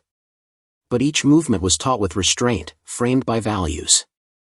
The aim was not brute strength but grace, discipline, and control. The noblest warrior was not the fiercest, but the one who knew when not to strike. Girls were likewise educated, though their curriculum often differed in tone, not depth. In addition to literacy and math, they learned music, herbal medicine, family law, and estate management. Their schooling prepared them not only for marriage, but for stewardship of households, inheritances, and memory. A noble daughter might one day speak at the fire temple, or argue a property claim, or pen letters that secured peace between feuding families. Both boys and girls were raised to listen to the past. Storytelling was woven into their education like golden thread. Around the hearth or in the shadowed alcoves of the library, elders recounted the lives of great kings and queens, of wise judges and tragic traitors. These tales were not distant, they were warnings and aspirations. A careless choice, a brave sacrifice, a clever reply, all became models to imitate or avoid. Examinations were rarely formal. Instead, a child's readiness was tested through behavior. Could they host a guest with proper etiquette? Could they settle a quarrel between servants without anger? Could they speak to a priest with humility and to a merchant with clarity?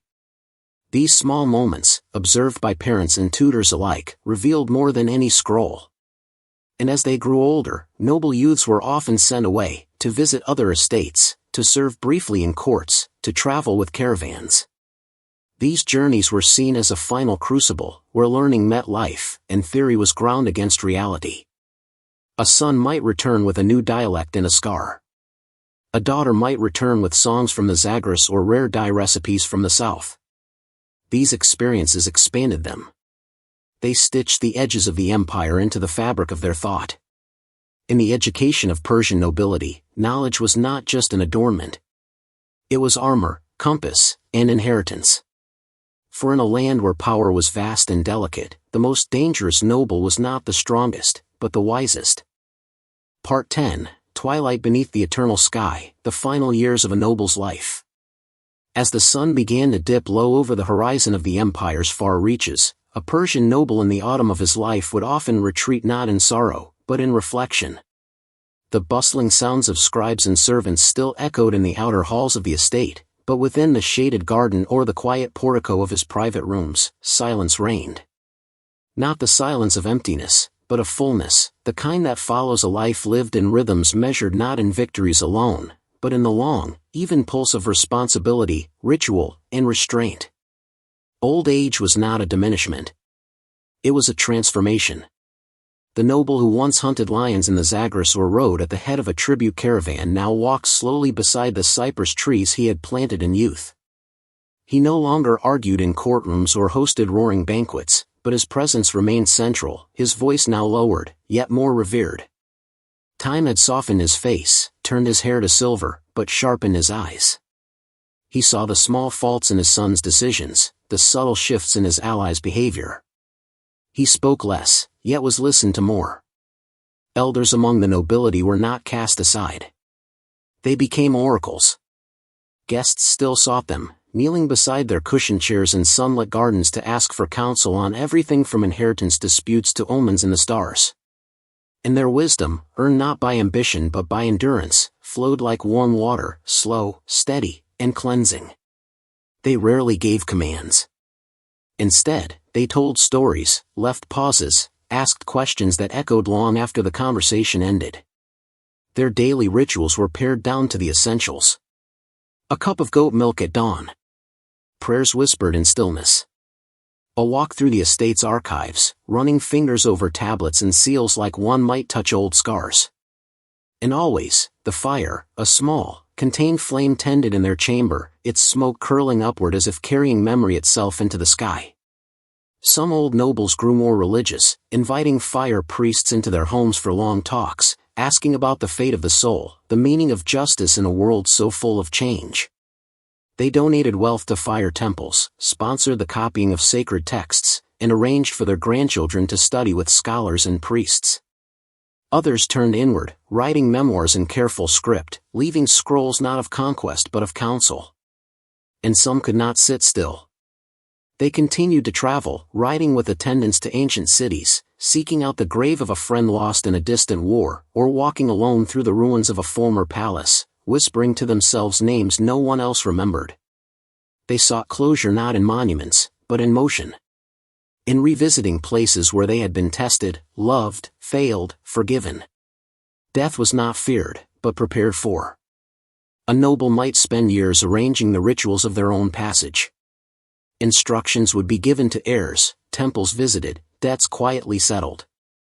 And when the time came, the body was entrusted to the earth's cycle, not buried, but placed in sacred exposure atop a tower of silence, where birds of the sky completed the return. There were no gravestones with golden letters. No grand tombs. What endured was not stone, but story. In the evenings, when the garden was lit by soft lamps and the night air cooled the marble underfoot, children would gather at the feet of the elder. They would listen to tales of distant wars, of feasts long past, of strange omens and clever advisors. But more often, they would hear stories of failure. Of rashness regretted, of words unspoken, of mercy withheld too long. These were the true teachings of age, lessons shaped not by perfection, but by lived truth. And when the end came, it came softly. Perhaps with a last blessing whispered to the household gods. Perhaps with a glance toward the stars beyond the silk canopy. Perhaps with nothing at all but a steady exhale, a hand still resting on the prayer stone. For in the life of a Persian noble, legacy was never about glory alone. It was about quiet stewardship, sacred memory, and the long patience of those who carry light across generations. And so beneath the eternal sky, another story would close, folded not into dust, but into the soul of the empire itself.